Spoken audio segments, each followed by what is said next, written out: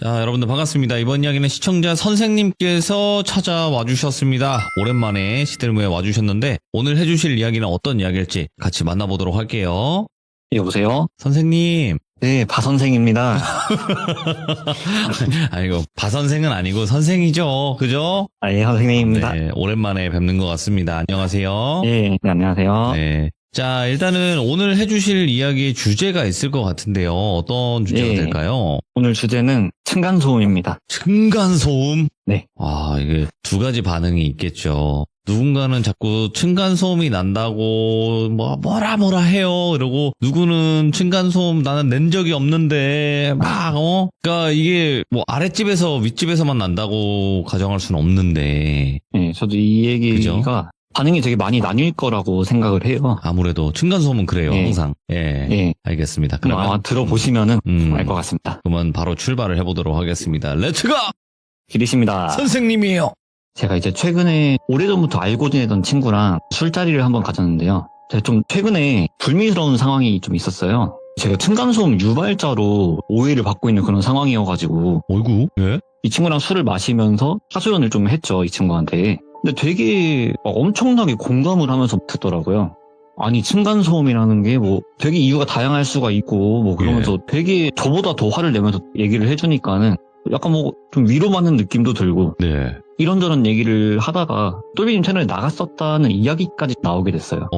그랬더니 사실 자기도 귀족이었다고 이렇게 먼저 털어놓더라고요. 어이구야, 예? 그러면서 사실은 하면서 이야기가 시작이 된 건데 먼저 이 이야기를 꺼내기 전에 친구에 대한 간략한 소개부터 조금 하고 넘어가야 될 것 같아요. 앞선 그 사연 이후에 저는 다른 밴드 동아리를 들어갔었는데 그 동아리 회장직까지 맡게 됐어요. 나중에 4학년에 올라가서는. 동아리 회장을 하면은 또 다른 동아리들이랑 연합하는 그런 일도 되게 많거든요. 그런 활동을 하면서 알게 된 친구인데 이 친구도 동아리 회장이었어요. 다른 동아리지만. 그러다 보니까 성격도 되게 활발하고 술도 되게 좋아하고 고향이 같은 지역이다 보니까 되게 많이 가깝게 지낸 그런 친구였어요. 저도 그 친구도 대학을 졸업하고 취준 생활을 하다가 이 친구가 저보다 먼저 취업을 하게 됐었고 술 먹는 걸 엄청나게 좋아하는 친구다 보니까 집에서 잔소리도 되게 많이 듣고 그래서 자기는 꼭 취업을 하면은 무조건 반드시 꼭 집을 나가야겠다고 생각을 했었대요. 그래서 회사랑 집이랑 뭐 거리가 멀기도 하고 또 야근할 일도 많고 하면서 이런 식으로 부모님한테 약간의 좀 뻥카를 쳐가지고는 지원을 받아서 자취를 하게 된 거예요.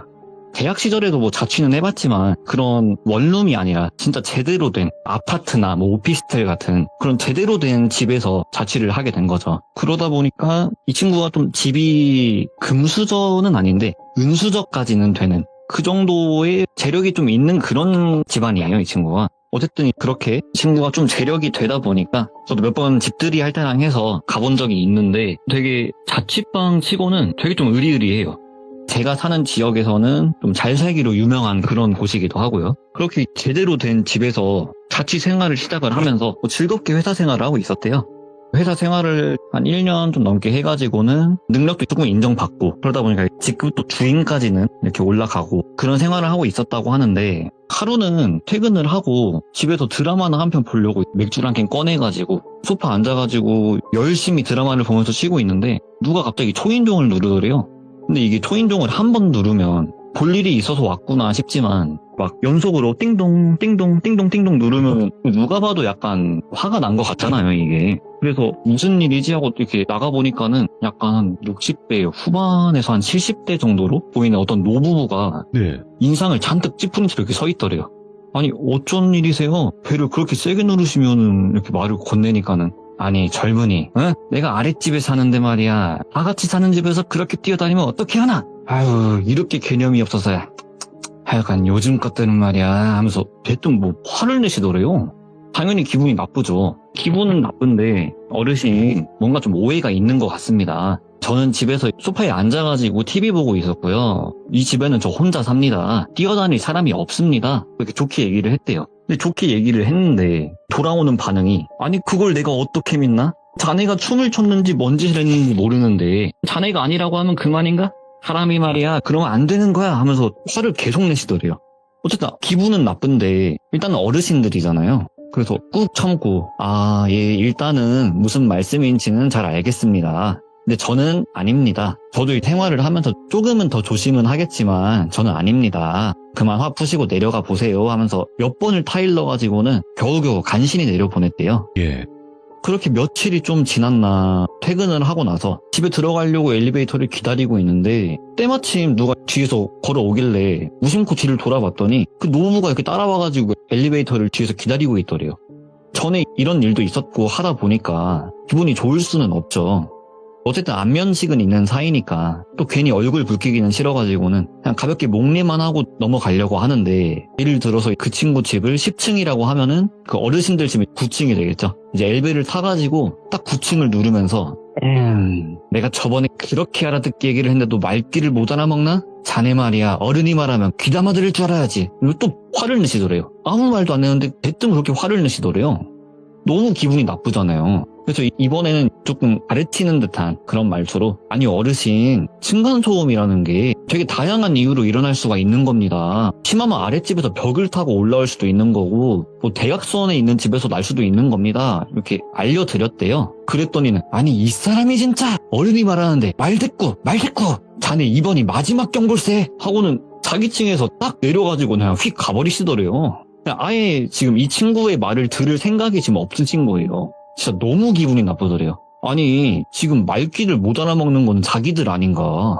그 이후로 아파트 앞에서 마주치면은 괜히 옆으로 이렇게 스쳐 지나가면서 에휴 하면서 괜히 혀를 차면서 지나가기도 하고 또 멀리서 마주치면은 뻔히 이렇게 째려보고 있기도 하고 되게 크고 작은 기분 나쁜 일들이 되게 여러 가지가 많이 있었대요. 그러다가 하루는 이게 제대로 터진 날이 있었던 거예요.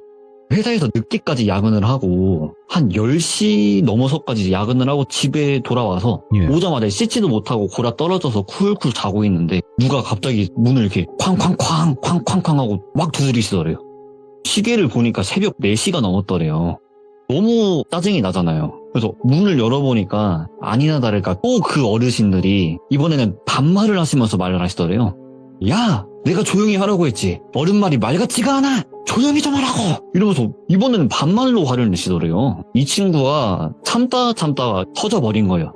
그래서 이 친구도 약간은 조금 선을 넘는 그런 발언을 해버린 거예요. 이 친구가. 아니 이 노인 애들이 지금 노망이 났나. 늙으려면 곱게 늙어야지. 내가 지금 자다 일어난 거 안 보여? 이 시간에 시끄럽게 하는 건 걔는 믿는 행동이냐? 어? 이러면서 똑같이 화를 낸 거예요. 그러니까는 할머니 할아버지가 분에 못 이겨가지고 자기를 눈알이 터지게끔 째려보면서 에이 이러면서 한참을 화를 내시다가는 확 돌아가지고 내려가시더래요. 아 진짜 이 새벽 4시에 한밤중에 이게 무슨 일인가. 너무 화가 나가지고는 잠도 안 오고 거의 밤을 새다시피 해가지고는 출근을 했대요.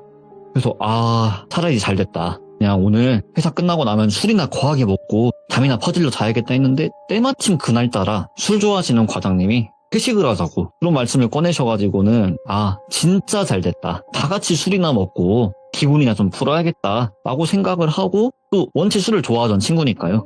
그래서 회식 자리에서 선배들이랑 후임들한테도 좀 하소연도 하고 그렇게 술 자리를 가졌었대요. 근데 이 술을 마시다 보니까 이게 조금 그런 생각이 들더래요. 난 진짜 너무 억울하다. 난 진짜 뛰어다니지도 않았고 무슨 내가 야근을 하고 온 날에도 시끄럽다고 하는데 이게 절대 내가 아닌데 오해받는 이 상황이 나는 너무 싫다. 차라리 내가 진짜 층간소음이 뭔지 한번 보여줘야겠다. 그래서 술자리에서 회사 사람들한테 얘기를 한 거예요. 아니 이러지 말고 우리 집으로 가가지고 술 좀 더 마시자고. 그래가지고 가려고 하는 사람들까지 다 붙잡아가지고는 다 자기 집으로 끌고 가서 집에서 2차 3차를 하게 된 거죠. 그래서 이 대리를 불러가지고는 다 같이 차를 타고 이동을 하는데 집에 다 와갈 때쯤에 후임 한 명이 말을 딱 하더래요. 아니 똘주임님 여기 사세요? 하니까는 아 맞다고 여기 산다고. 무슨 일이냐 왜 그러냐 하니까는 아니 여기가 집도 비싸고 잘 살기로 유명하잖아요. 이렇게 얘기를 하니까 선배들도 아 맞다고 원래 똘비가 우리 회사에서도 은수소로 유명하다고. 원래 더 좋은 데 살 수 있는 건데 집단에는 겸손하게 여기 사는 거라고 이렇게 막 웃으면서 놀리기도 하고 그랬더래요. 그래서 집에서 열심히 술을 먹고 집에서 이렇게 회식의 연장선이 좋게 마무리가 되고 그 이후로는 아랫집에서 찾아오는 일이 없었대요. 아 이게 진짜 층간소음이 뭔지를 한번 보여주니까 이제 조금 말을 알아듣나 뭐 이런 생각도 좀 들고 아 아무튼 진짜 평화가 찾아왔구나 그렇게 생각을 하면서 즐겁게 회사 생활을 했대요. 한 달, 2달 정도 시간이 지났었던 걸로 기억을 한다고 해요. 이 친구는.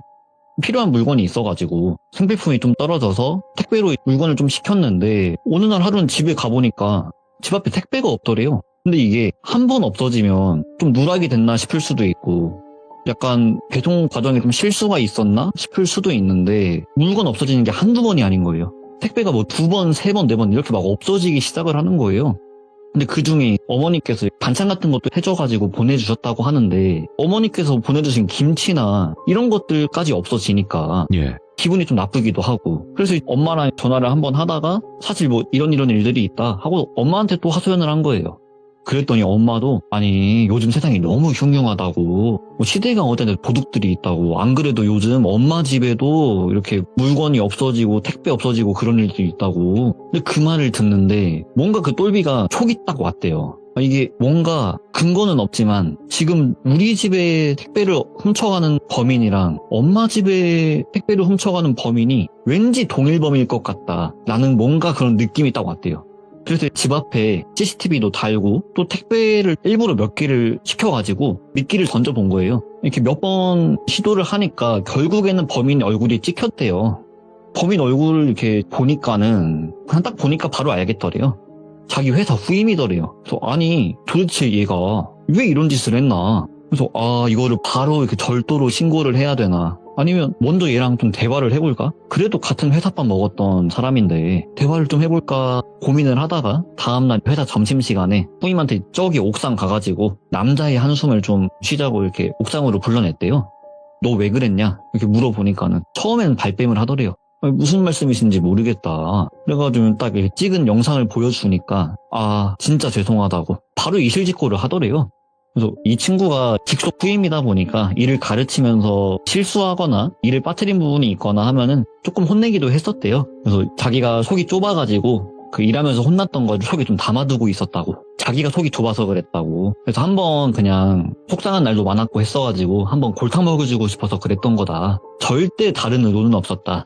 절대로 자기는 다른 의도는 없었다라고 어느 정도는 인정을 하면서 다른 의도는 없었다. 가져갔던 물건들도 안 쓰고 그대로 다 모아놓고 있다고. 바로 돌려드리겠다고. 정말 죄송하다고 이렇게 극구 이렇게 사죄를 하더래요. 그래가지고는 아니 그건 그렇다 치고 너 우리 집 엄마 택배도 네가 훔친 거냐고. 우리 엄마 집 주소는 어떻게 알았냐고. 추궁하니까는 그건 진짜 자기 아니라고. 자기는 똘주임님만 좀 골려주고 싶어서 그랬던 거지. 자기는 모르는 일이다. 내가 똘비 주임님 부모님 집을 내가 어떻게 하냐고. 여기서 거기까지 거리가 얼만데 자기는 절대 아니다. 거기까지 언제 그걸 훔쳐가지고 오냐. 그런 식으로 극구 부인을 또 하더래요. 그래서 듣고 보니까 거기까지 가가지고 훔쳐오는 건 좀 말이 좀 안 되는 것 같기도 하고 그래서 얘를 어떻게 할까 하다가 얘 또 이 친구가 되게 인정은 있는 친구예요. 네. 그러다 보니까 아니 내가 너 몇 번 혼낸 적은 있었어도 네가 업무적으로 실수로 해서 그랬던 거지 내가 널 미워해서 그런 게 아니다. 예. 그래 네가 그래도 혼이 나면서 네가 좀 서운해질 수도 있겠지. 그랬다면 나도 미안하고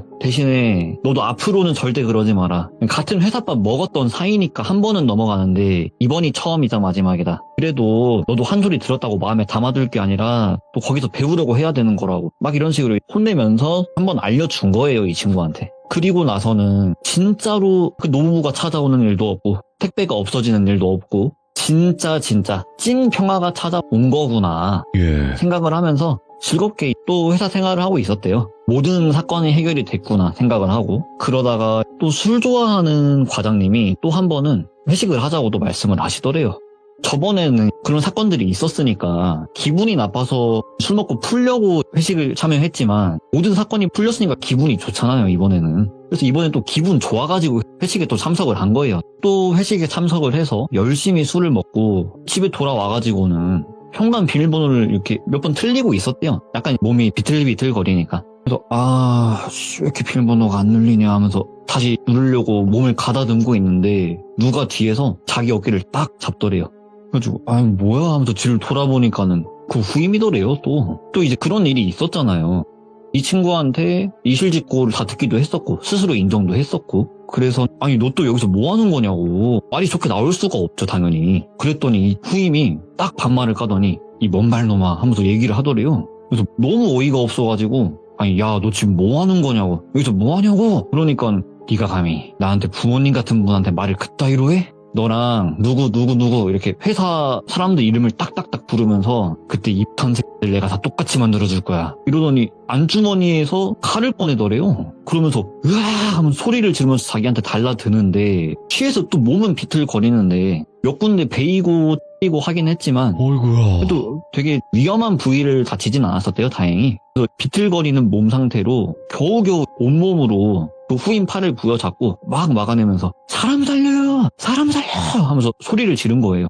여기 미친놈이 있다고. 당연히 아파트 현관 입구니까 소리를 지르면 경비원도 올 거고 마을 주민도 다 나올 수밖에 없죠. 그래서 감사하게도 그 마을 주민들이 신고를 해주셔가지고 생명의 지장은 없이 사건은 해결이 됐대요. 이게 좀 급하게 마무리는 조금 됐는데 나중에 좀 조사를 하면서 예. 추궁을 하니까는 알게 된 사실이 이 친구가 그 후임을 많이 아꼈었대요, 사실. 어릴 때 부모님이 사고를 당하셨어가지고 일찍 돌아가셨대요. 그래서 할머니, 할아버지 밑에서부터 자랐다고. 그런 가정사가 좀 안타까워가지고 많이 챙기기도 했었다고 하는데 가르치면서 혼내는 일도 많이 있었지만 혼내고 나면 꼭 따로 불러서 커피라도 하나 사주고 밥이라도 한 번 더 사주고 또 뭐 카톡으로라도 마음에 담아두지 말라고 또 좋은 말이라도 하나 건네주고 예. 그런 식으로 달래주기도 하고 했었다고 해요. 근데 이 친구는 이걸 또 마음에 꼭 담아두고 있었던 거고. 근데 알게 된 사실 중에 하나가 그 후임의 할머니, 할아버지가 똘비 아래층 노부부였던 거예요. 처음에 집술로 2차, 3차를 갔을 때 또 술을 먹었으니까 뭐 이런저런 얘기를 할 거 아니에요. 그때 회사 사람들이랑 층간소음에 관한 얘기를 하면서 그 노부부에 관한 얘기를 완전히 돌림을 했대요. 그 술자리에서. 그리고 그 후임이 그걸 녹음까지 했다고 하더라고요. 그 자리에서. 그러면서 그걸 들려주면서 내가 그때 이거 들으면서 내 심정이 어땠을지 아냐고. 나한테는 부모님 같은 분을 눈앞에서 그런 식으로 얘기하는데 그걸 들으면서 내가 무슨 생각을 했는지 아냐고. 원래 내가 거기에 동조한 사람들 전부 다 너로 시작해가지고는 천천히 피 말려 죽이려고 했는데 다 네가 자초한 거라고. 너 먼저 보내버리고 언제가 됐든 간에 거기에 동조한 놈들 다 순서대로 똑같이 보내버릴 거라고 그러더래요. 당연히 고소는 했고 그 친구가 처벌은 받았는데 저도 이제 이걸 엄청 늦게 들었어요. 나중에 듣다 보니까 이 친구가 집행유예 3년 나왔다고 하더라고요. 집행유예로. 들으시는 분들이 칼집을 했는데 집행유예라고 하니까는 조금 의아하실 수도 있는데 이게 범행을 저지르러 오기 전에 네. 술을 한 잔 걸쳤대요, 이 친구가. 그래서 술을 한 잔 먹었고 또 들고 온 칼이 식칼이나 이런 게 아니라 그 접었다 폈다는 그 면도칼이 있잖아요. 예. 그걸 가지고 왔었대요. 그러니까 이걸 가지고 사람을 어떻게 죽이냐. 다치게 할 뿐이지 이것만 가지고 사람을 어떻게 죽이냐. 그냥 나는 처음부터 혼내줄 생각이었던 거다. 그리고 위험한 곳은 안 해치지 않았냐. 예. 뭐 사람의 뭐 급소라든지 그런 위험한 부분은 내가 안 다치게 하지 않았냐고. 그게 받아들여져가지고 집행유예 나왔다고 하더라고요. 사건이 다 끝나고 나서 한참 시간이 지나고 난 뒤에 마음을 다잡고 회사 생활을 하려고 하고 있는데 한참 뒤에 모르는 번호로 또 연락이 한번 왔었대요. 그래서 딱 받아봤는데 자기가 누구라고는 밝히지 않았지만 딱 알겠더래요. 목소리 들으니까 바로 알겠더래요. 기다리고 있으라고. 예. 시간 충분히 끝나고 나면은 반드시 너네 찾아갈 거라고. 예. 내가 너네 부모님 집 주소랑 내가 다 어디까지 깔았는지 너네 모르지 않냐고. 내가 반드시 찾아갈 거라고. 그래서 마음을 원래는 다잡고 회사를 좀 다녀보려고 했는데 못 다니겠더래요. 이게 퇴근하려고 해도 갑자기 뒤에서 이렇게 차로 받아버리진 않을지. 퇴근하고 집에 들어가면 그 아랫집 노부부가 또 그 손주잖아요. 그러면 그 노부부가 보복한다고 찾아오진 않을지. 또 길거리를 돌아다니려고 하면은 갑자기 뒤에서 여기 덮치진 않을지 온갖 상상이 많이 들어가지고는 뭘 할 수가 없더래요. 그래서 그냥 집도 다 빼버리고 회사도 그만두고 엄마 집도 다 얘기해가지고는 엄마 집도 팔고 다 같이 이사도 가고 휴대폰 번호 바꾸고 그랬다고 하더라고요.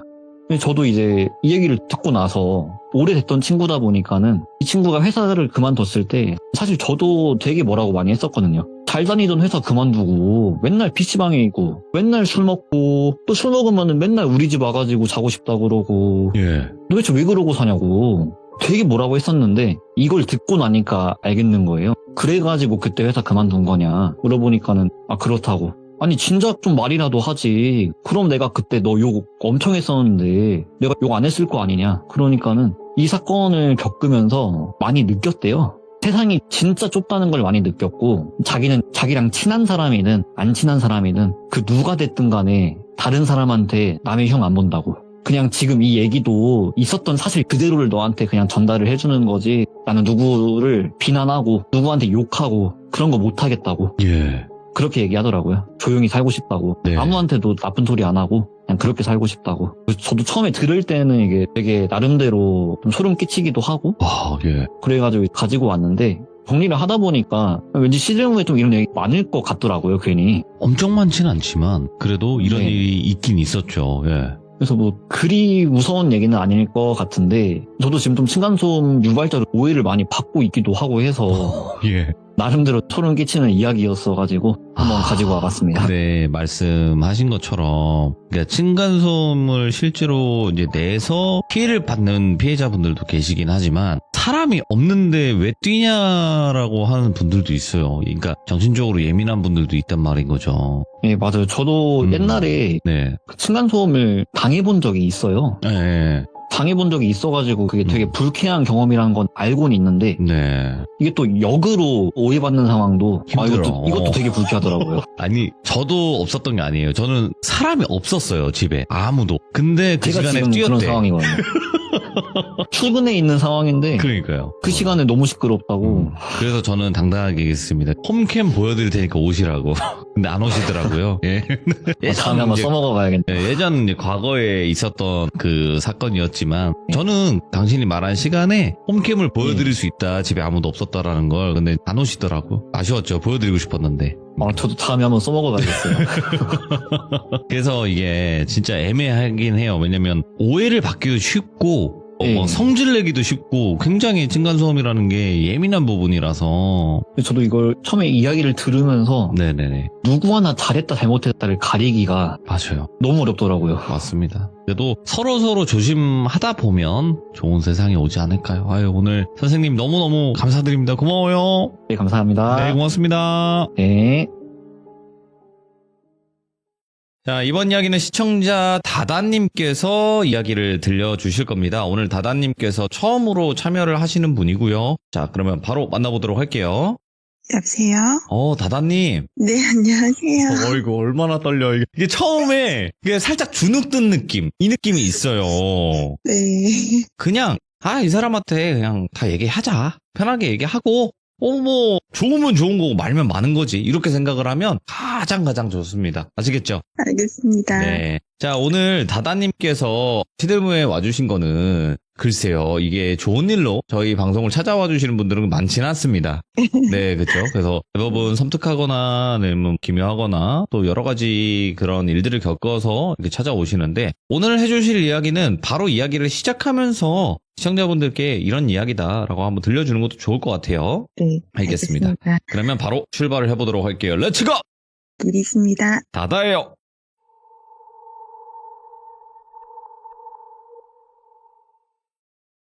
제가 10대 때 있었던 일이었고, 저희가 항상 추석이든 설이든 며칠 전에 시골 할머니 댁에 가서 제사를 지내고 옵니다. 저희가 갔다가 오면 집이 굉장히 추웠어요. 그래서 제가 올라가서 온 방 안에 불을 다 켜고 다니는데 그날 밤에는 왠지 이상하게 제 방에, 그러니까 방 3, 거기에만 굉장히 따뜻한 거예요. 나머지는 다 냉기가 방에 흐르는데 그래서 이상하다라고 생각을 하고 보일러도 올리고 방에 불도 다 켜지고 그러고 나서 제가 잠이 들었어요. 너무 피곤하니까 온 가족이 모두 다 잠이 든 거죠. 근데 어느 순간 너무 소란스러운 거예요. 제가 자고 있는데 저는 참고로 영화를 보는 사람은 아닙니다. 전혀 볼 수 없고 느낄 수 없는 사람인데 너무 소란스러운 거예요. 그래서 제가 눈을 이렇게 떴는데 제가 길 한복판에 누워있는 거예요. 그래서 나 가위 눌린 건가? 라고 생각을 하고 굉장히 막 주변을 두리번 거리고 있는데 정말로 차도 위에 제가 무슨 판자 같은 데 위에 올라가서 누워있는? 근데 몸이 그냥 가위에 눌렸다고 느껴지는 것 같았어요. 너무 무서운 거예요. 그래서 덜덜덜 떨고 있는데 몸이 안 움직여지는 거예요. 근데 제가 분명 방에서 잤던 거를 기억하니까 여긴 밖이 아니고 여기 내 방인데? 라는 생각이 계속 들더라고요. 그러더니 사람들의 얼굴을 쳐다봤는데 얼굴이 안 보여요. 모두 다 그냥 눈, 코, 입이 없는 상태로 사람들이 막 시끄럽게 하면서 돌아다녀요. 아마도 제가 사람들이라고 표현하고 있지만 귀신이었던 것 같아요. 그래서 몸이 안 움직여서 너무 두렵고 무섭고 막 그런 상태인데 어떤 아주머니가 이 아가씨가 왜 여기 길가에 이렇게 누워있어? 이러면서 제 다리를 들어서 저쪽으로 이렇게 던지듯이 치우는 거예요. 그러니까 가위에 풀렸어요. 그래가지고 너무 무서워가지고 벌떡 일어났어요. 벌떡 일어나서 저도 모르게 중얼중얼거리면서 그때 추웠는데 창문이랑 방문을 다 열면서 너무 시끄러워요. 나가주세요. 그랬어요, 제가. 그리고 나서 제가 너무 덜덜덜 떨면서 무섭다고 생각했는데 그날 너무 피곤했으니까 침대에 다시 누웠던 거죠. 그랬더니 문과 창문으로 빠져나가는 듯한 느낌이 드는 거예요.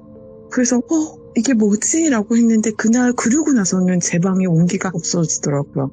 그래서 저는 아직도 이게 사람인지 아니면 영가들인지는 잘 모르겠는데 그날 제 방에서만 일어났었던 일이에요. 근데 왜 저한테만 이렇게 느껴졌을까? 그날 제 방에 있었던 그 온기는 무엇이지? 아직도 좀 의문이 들어요.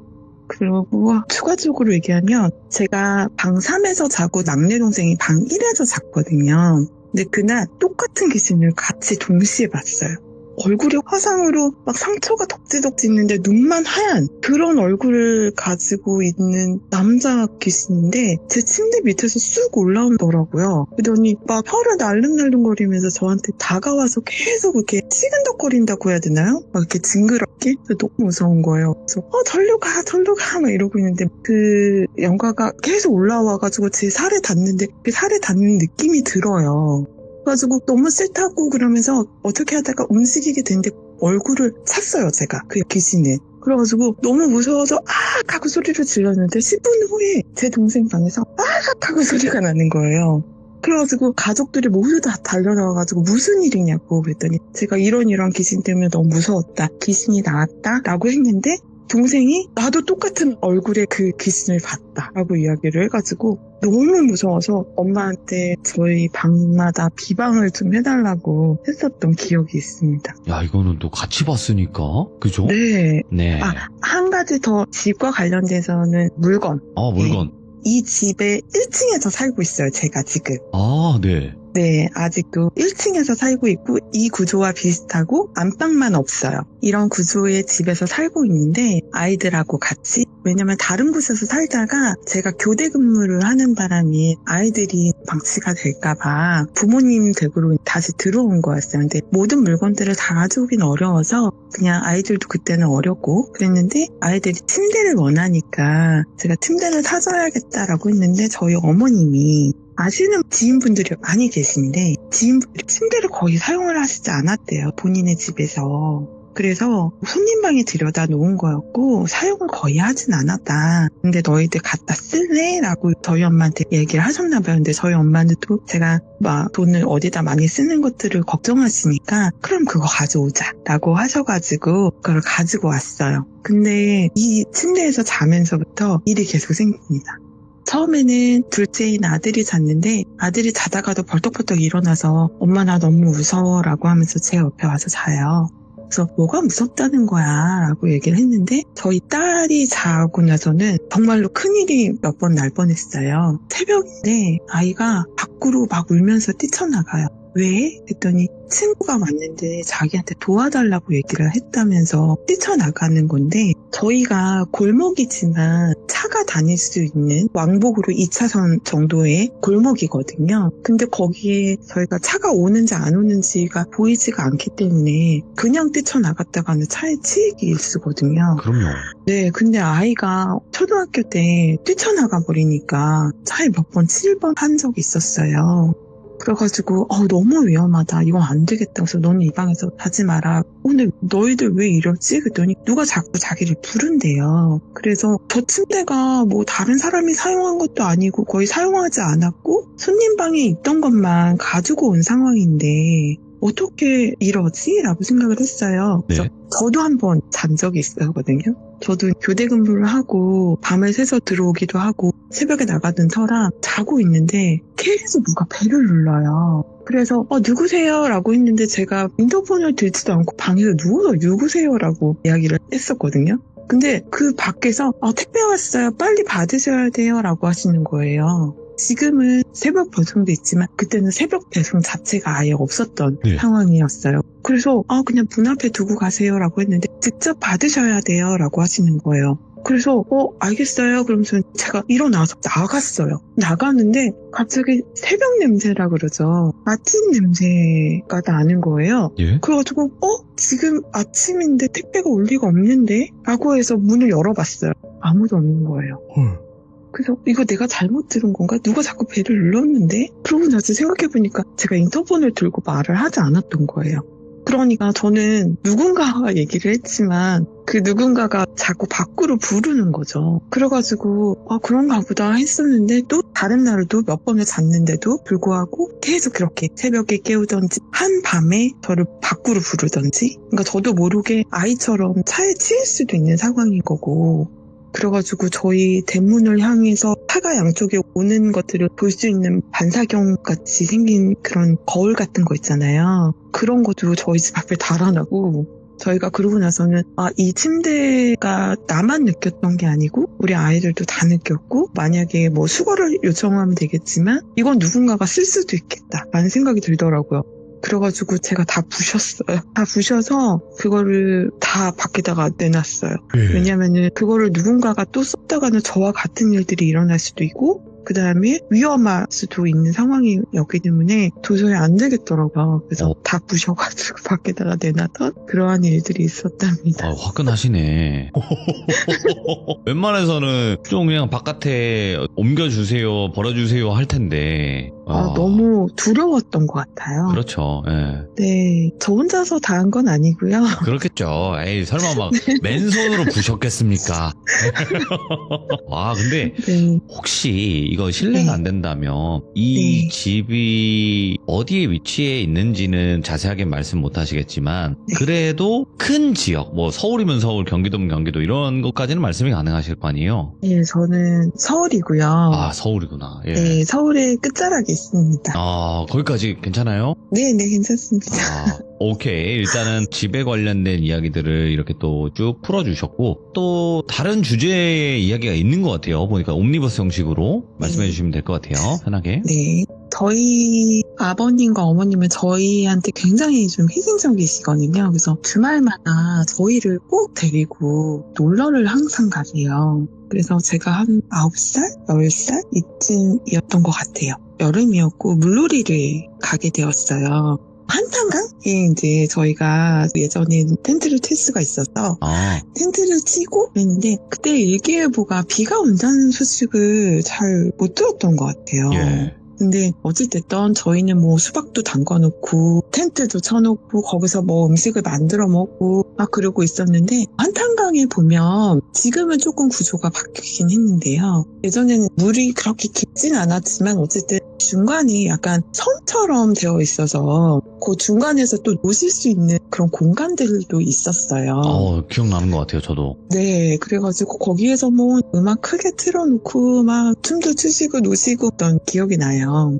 그랬는데 저희가 물에서 엄청 신나게 놀고 다 골아 떨어진 거죠. 근데 갑자기 밤에 부모님이 저희를 막 엄청 깨우시는 거예요. 그래서 봤더니 저희 텐트 쳐 있는데 물이 다 들어와 있는 상황인 거예요. 그래서 왜 이러지? 근데 밖에 비가 억수같이 쏟아지고 있었어요. 그래가지고 물 담가놓은 거 저희 쪽 다 밀려오고 다 떠내려가고 막 이런 상황이었거든요.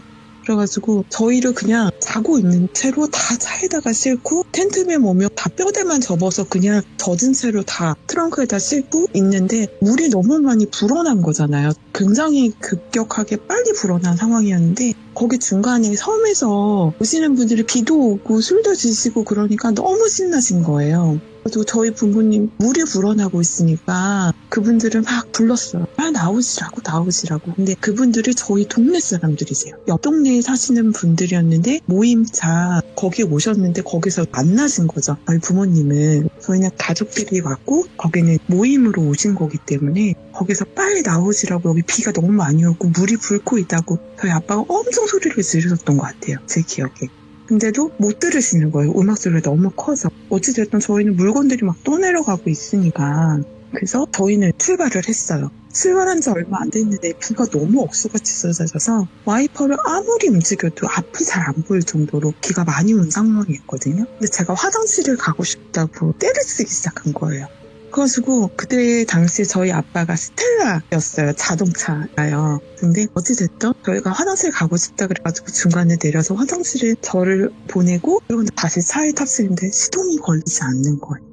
그래서 아무리 시동을 걸려고 해도 절대 안 걸리고 저희가 정말 꼼짝없이 정말 길에서 자게 생긴 거예요. 그래서 주변에 막 공업사도 전화하고 막 계속 얘기를 했는데도 아무도 오지 못하겠다라고 했고 가까이 교회 하나가 있었어요. 근데 저희 부모님은 또 교회를 믿으시는 분들도 아니고 하니까 거기에 들어가서 자기가 좀 불편하다라고 하셨는데 거기서도 아무한테나 문을 허락해 줄 수 없다고 얘기는 하시긴 했거든요. 그래가지고 어떡하지 그러다가 저희 아빠가 예전에 해외 전쟁에 참여하셨다가 지금은 그걸로 인해서 방위 등급을 받으시고 계신 상황이시거든요. 아, 예전에 전쟁 나가셨다가. 네네네. 그래서 나이가 좀 있으셔서 그래가지고 네, 참전용사. 네, 그래서 머리가 조금 앞에가 좀 없으신 편이에요. 예. 근데 길에서 자동차들을 막 잡았는데 아무도 안 세워주시고 저희 아빠를 오히려 피해서 도망가시는 거예요, 차가. 네. 그래서 거기서 한 2시간을 넘게 저희 아빠가 계속 팔을 흔들면서 세워달라고 했던 것 같아요. 근데 군부대 차량 하나가 지나가다가 다시 후진을 해주시더라고요.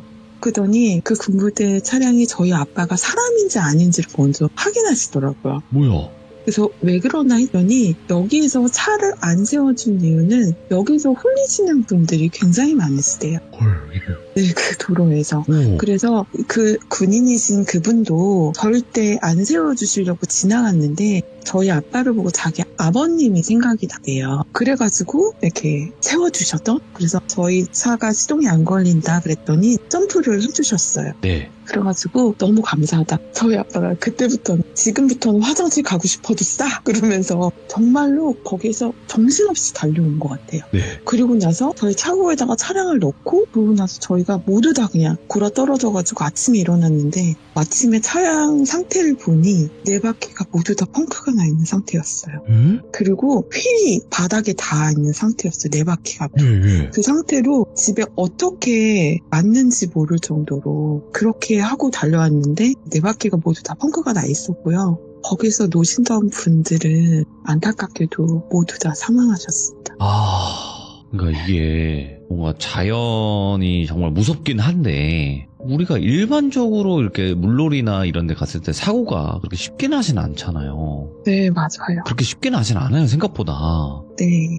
근데 그 군인분들도 그랬고 거기서 지나가다가 사람을 봐도 절대 안 세워준다라는 얘기가 있을 정도로 얼마나 귀신이 많이 나왔으면 그런 그래서- 이야기도 하셨을 거고. 네, 그래서 그 군인분이 여기서 그 여자분이 많이 세우거나 네. 흰 옷을 입은 분이 많이 세우는데 이렇게 섰다가는 정말로 홀려서 정신을 못 차린다라고 이야기를 해주셨던 분이셨어요. 근데 아버님이 생각나서 정말로 세워주셨다고 너무 감사해서 저희가 모두 다 너무 감사하다고 몇 번이고 인사했었던 기억이 나요. 저희 엄마도 막 내려서 너무 감사하다고 그렇게 이야기를 하셨군요. 야, 아니 웬만하면 세워서 무슨 일이 있으세요? 하면 직접 못 도와주더라도 뭐 신고라도 해주던지 좀 이런 느낌으로 갈 수가 있는 건데. 야. 막 차가 너무 피해 가시더라고요.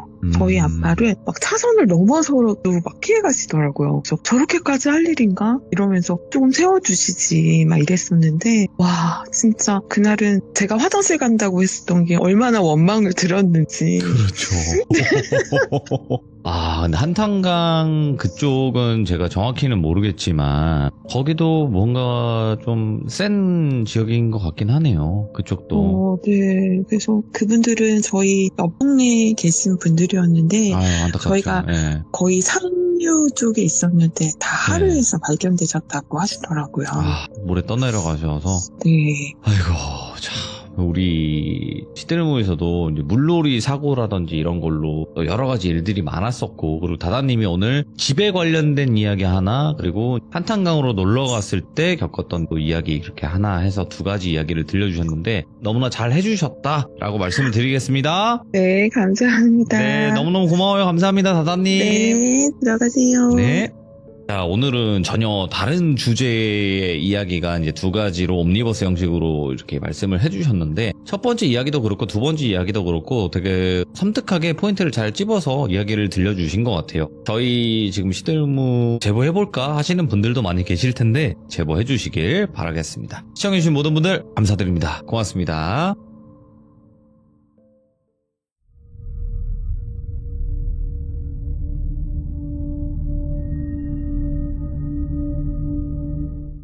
자, 이번 이야기는 시청자 망키님께서 찾아오셨습니다. 귀신 이야기든 사람이 무서운 이야기든 정말 또 재미나게 무섭게 이야기를 잘 해주시는 분인데 오늘 이야기 바로 만나보도록 할게요. 안녕하세요. 망키님, 네, 안녕하세요, 돌비님. 늦은 밤까지 기다려주셔서 감사드립니다. 아, 네, 수고 많습니다. 네, 오늘 해주실 이야기는 이런 사람도 있네요. 살다 보니까. 네, 사람이 네. 무서운 이야기에 속할 것 같습니다. 맞습니다. 우리 주변에도 있을 것 같아서 섬뜩한데 바로 만나보도록 하겠습니다. 렛츠가! 기리십니다. 망키예요.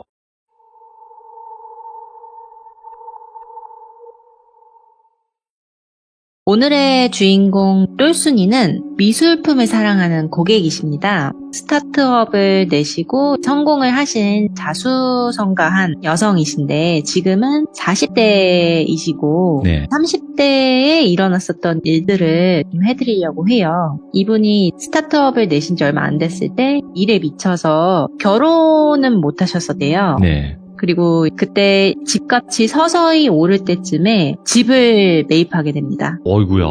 좋은 타이밍에. 근데 좋은 타이밍인데 이 아파트가 교육의 중심지, 아이고야, 어딘지 네, 알아요. 부자 동네인 그곳입니다. 예. 그래서 거기가 되게 낙후된 아파트들이 많아요. 그래도 그렇죠. 몇십억 하는 동네잖아요. 네, 맞아요. 그래도 나름의 큰 평수로 매입을 해서 안에 내부를 싹 다 인테리어를 마치고 입주를 합니다. 네. 솔직히 돌순이는 부모님이 뭐 부자는 아닌데 두 분 다 공무원 출신이셔서 연금을 받으며 살고 계시고 예. 부모님을 부양하지 않아도 되는 그런 점이 있었고 돌순이 스스로 성공을 해서 나는 결혼을 해서 교육의 중심지에서 꼭 살아야지 이 꿈이 있었대요. 예. 그래서 솔직히 늦었지만 결혼정보회사에서도 가입을 했고 나이가 좀 흠이었지만 외모나 뭐 자산 규모, 직업에서는 꽤 좋았기 때문에 선자리도 계속 들어왔었대요. 오. 그리고 집을 매입하고 인테리어 공사도 끝나고 겨울이 거의 끝나갈 때쯤에 입주를 했대요. 그리고 집의 내부가 너무너무 예뻤대요. 들어가면은 옆에 걸려있는 작은 그림들 위에 조명들이 켜져 있고 뭐 화이트와 오크톤으로 이루어진 깨끗한 실내, 오. 뭐 침대방, 드레스룸, 집에서도 일할 수 있게 꾸며놓은 현대식 서재, 되게 예쁜 집이었대요. 누가 봐도. 이제 똘순이는 낙후된 아파트라서 뭐 주차가 되게 난이었는데 그래도 이 곳이 너무 좋았대요. 역세권이기도 하고 상권도 너무 좋고. 근데 입주민들이 오랫동안 살아오신 분들이 많았대요. 그래서 새로 이사온 똘순이한테 관심이 되게 많았었대요.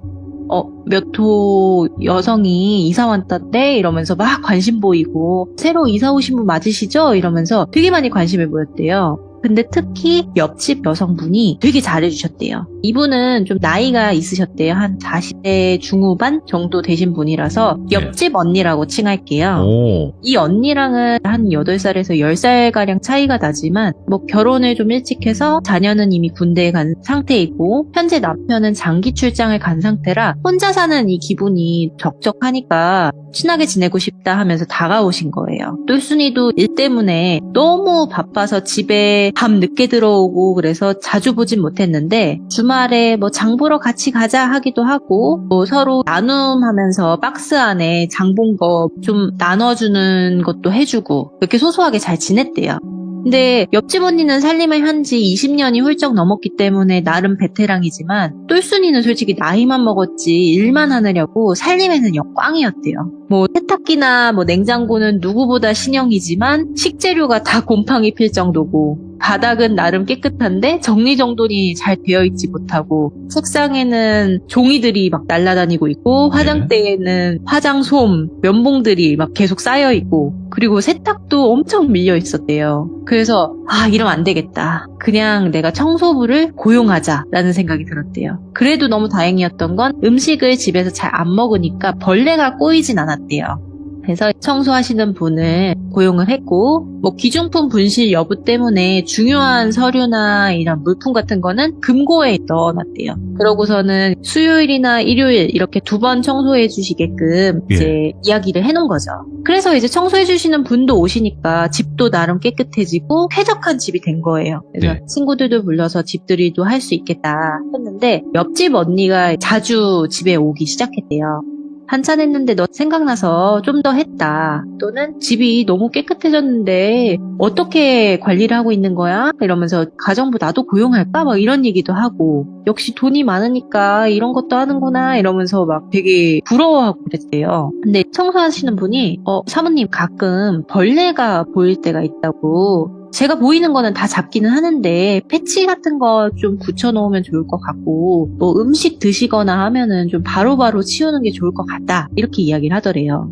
그래서 여름이라서 낡은 집에 들어오는 건가? 배관 타고 이렇게 들어올 수도 있겠다 싶었대요. 근데 똘순이 집이 아무리 낡았어도 무너져가는 집도 아니고 층수도 나름 고층이었대요. 10층이었는데 벌레가 어떻게 들어오지? 싶어가지고 옆집 언니한테 전화로 물어봤대요. 언니 혹시 집이야? 나 물어볼 거 있는데 언니 집 가도 돼? 이렇게 물어보니까 언니가 아니야 우리 집 오지 마. 난장판이라서 내가 10분 뒤에 너네 집 갈게 이러고서는 전화를 끊었대요. 근데 똘순이가 언니 집은 이상하게 방문한 적이 없었고 언니가 자꾸 자기네 집에 온 거예요. 그래서 그날도 여김없이 자기네 집으로 왔대요.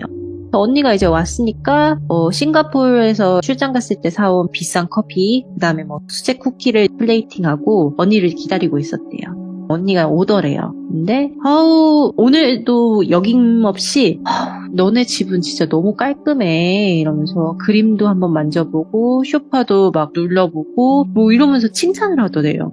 똘순아, 커피는 이런 거는 되게 비싸 보이는데 어디서 사는 거야? 너는 사업하는 애라서 그런지 먹는 것도 다르다. 이런 얘기를 하더래요. 되게 칭찬을 해주는 거잖아요. 그래서 똘순이가 뭐 징그럽게 왜 그래 이러면서 아직 시집도 못 갔는데 혼자 살아야 될 것 같아 이러면서 장난을 쳤대요. 그러고서는 그냥 커피 마시다가 본격적으로 이야기 나눈 게 이 아파트에 벌레가 좀 많은 것 같다. 언니 집도 그러냐. 이거 막으려면 어떻게 해야 될까? 세스코라도 불러야 될까? 이런 얘기를 주고받았대요.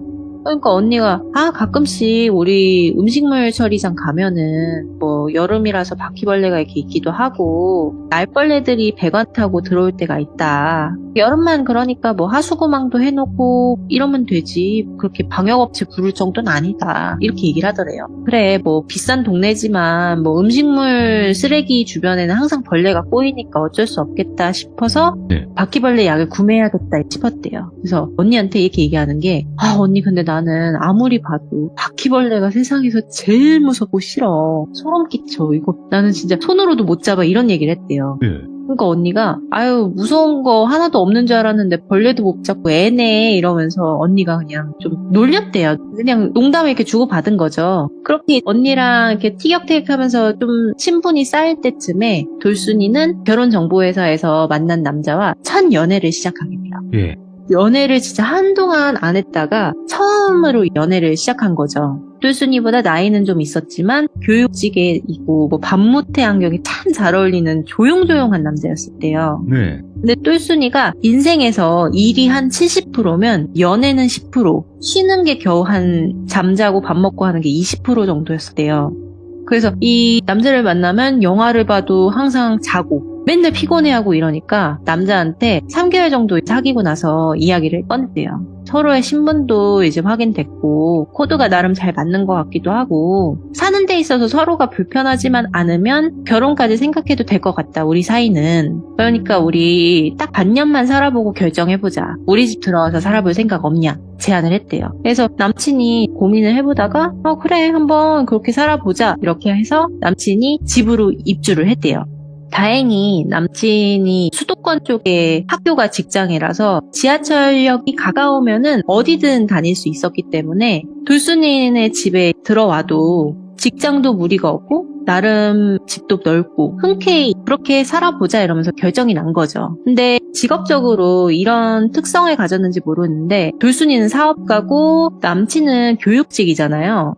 근데 돌순이는 안 맞는 게 있다면 반 받는다던가 이런 거를 되게 싫어해요. 그냥 본인이 내면 냈지. 그냥 차라리 그럴 시간에 집안일 해주길 원하고 아니면 요리 좀 해주길 원하는데 이 남친은 내가 얹혀 사는 입장이니 관리비부터 뭐 월세로 산정을 해서 반반씩 우리 생활비 통장을 만들자 이렇게 이야기가 나온 거죠. 그래서 살기 직전부터 이렇게 티격태격 고민이 많은데 잘 살 수 있을까? 이런 고민이 많이 되게 들었대요.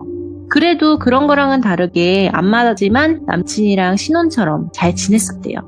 그리고 남친이 돌순이가 못하는 정리정돈을 잘하는 편이라서 좀 집이 나름 깨끗했대요. 청소하시는 분이 안 오셔도. 그리고 뭐 요리도 좀 잘 해주고 청소하시는 분이 일하러 올 때는 남친이 집에 있으니까 이제 분실의 위험도 없고 이런 소소한 삶이 너무 좋았대요. 그러면서 이 옆집의 언니가 자주 안 오기 시작한 거죠. 그러다가 한 번은 요리를 했는데 해물찜이었대요. 그래서 똘순이가 퇴근하고 돌아오니까 남친이 저녁으로 해물찜을 해놓은 거예요. 근데 좀 많이 한 거예요.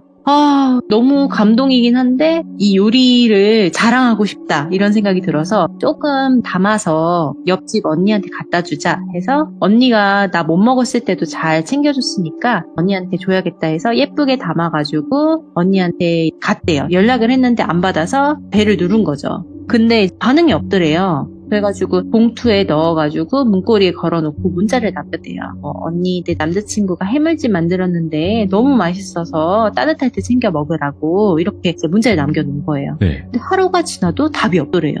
그리고 다음날 출근을 하는데 문고리에 봉투는 사라져 있었대요. 언니가 너무 늦은 밤이라서 답을 안 했겠지 하고서는 그냥 출근을 했대요. 그러고서는 며칠 뒤에 휴일에 남친이랑 바깥에서 걷고 있는데 그 옆집 언니를 마주친 거예요. 오랜만에. 그래서 인사를 했대요. 언니 내 남자친구 처음 보지? 하면서 인사를 하는데 언니 표정이 좀 좋지가 않더래요. 네. 남자친구구나. 예, 반가워요. 지금 나 대급하게 갈 데가 있어가지고 나중에 인사하자 이러면서 가더래요. 그래서 빠르게 가는 언니한테 언니 그날 해물찜 언니가 먹은 거 맞지? 이러니까 무슨 해물찜? 그런 거 없었는데? 이러더래요. 예. 그래서 아니야 언니 내가 이따 전화할게. 빨리 가서 일 봐. 이러고서는 헤어졌대요. 아니 그러면서 이제 남친한테 이야기를 한 거죠. 분명히 이틀 전에 언니한테 해물찜 주고 갔는데 누가 가져갔나? 우리 아파트 보안이 이렇게 안 좋은가? 이렇게 허술한가? 이러면서 얘기를 한 거죠. 다음부터는 언니한테 직접 줘야겠다 이러면서 넘어갔는데 분리수거 날이 정해져 있대요. 근데 분리수거를 항상 남자친구가 해줬대요. 근데 돌순이는 퇴근하고 나와가지고 남친과 맥주 한잔 할 겸 야식 좀 차려서 먹어야겠다 싶고 남친은 분리수거를 하러 가고 그 상황이었대요. 그러면서 남친이 들어왔고 음식과 함께 맥주를 한잔하는데 남친이 맞다 나 아까 분리수거하다가 그때 옆집 분 만났었다. 그러니까 돌순이가 그래? 언니 요즘에 통 연락이 없다. 뭐하고 지냈는지 좀 궁금하네? 이러면서 그냥 맥주를 홀짝홀짝 마시고 있는데 남친이 그러더래요. 근데 이상하게 자기가 저번에 해물찜 포장해줬던 플라스틱 용기 있잖아. 그 용기를 버리는 걸 봤어. 그 용기가 내가 알땡 사이트에서 산 거라서 흔한 디자인은 아니거든? 그래서 바로 알아봤는데 그때 해물찜 먹었다고 얘기 안 하지 않았어? 이랬대요. 언니가 먹었으면 먹었다고 할 텐데 왜 그랬지? 이러면서 남친이랑 서로 좀 의아한 상황이 있었대요. 그래가지고 그냥 언니가 요즘에 정신이 없을 수도 있겠다. 그때도 바빠 보였는데 나중에 내 남친 정식으로 소개시켜주고 밥 한 끼 같이 해야겠다. 이런 생각이 딱 들었대요. 그래서 먹던 상을 안 치우고 똘순이가 그냥 들어가려고 하는데 남친이 자기야 자기 자꾸 이렇게 두면은 벌레 꼬인다고 이렇게 얘기를 하더래요. 그래서 아니 이제 추운데 벌레가 어딨냐고 나 벌레 못 봤다고 이러니까 갑자기 정색을 하더래요. 자기야 정말 몰라서 묻는 거야? 자기 집에 바퀴벌레 간간히 나오잖아. 그거 내가 다 잡고 있는데 몰랐어? 이렇게 얘기를 하는 거죠. 똘순이가 퇴근하고 밤에 잠만 자고 이러니까 부엌에는 잘 안 간대요. 그래서 그런지 정말 몰랐대요. 청소하시는 분도 뭐 벌레가 계속 나온다는 이런 얘기도 안 해줬고. 근데 남친도 벌레를 몇 번 계속 잡아왔었다 이렇게 얘기를 하니까 좀 집이 오싹해지더래요. 집에 있는 게 너무 싫더래요. 그래서 나 바퀴벌레 너무 싫은데 이거 왜 얘기 안 해줬냐. 패치제든 뭐든 사다가 우리 빨리 약 쳐놓자고 이렇게 얘기를 했대요.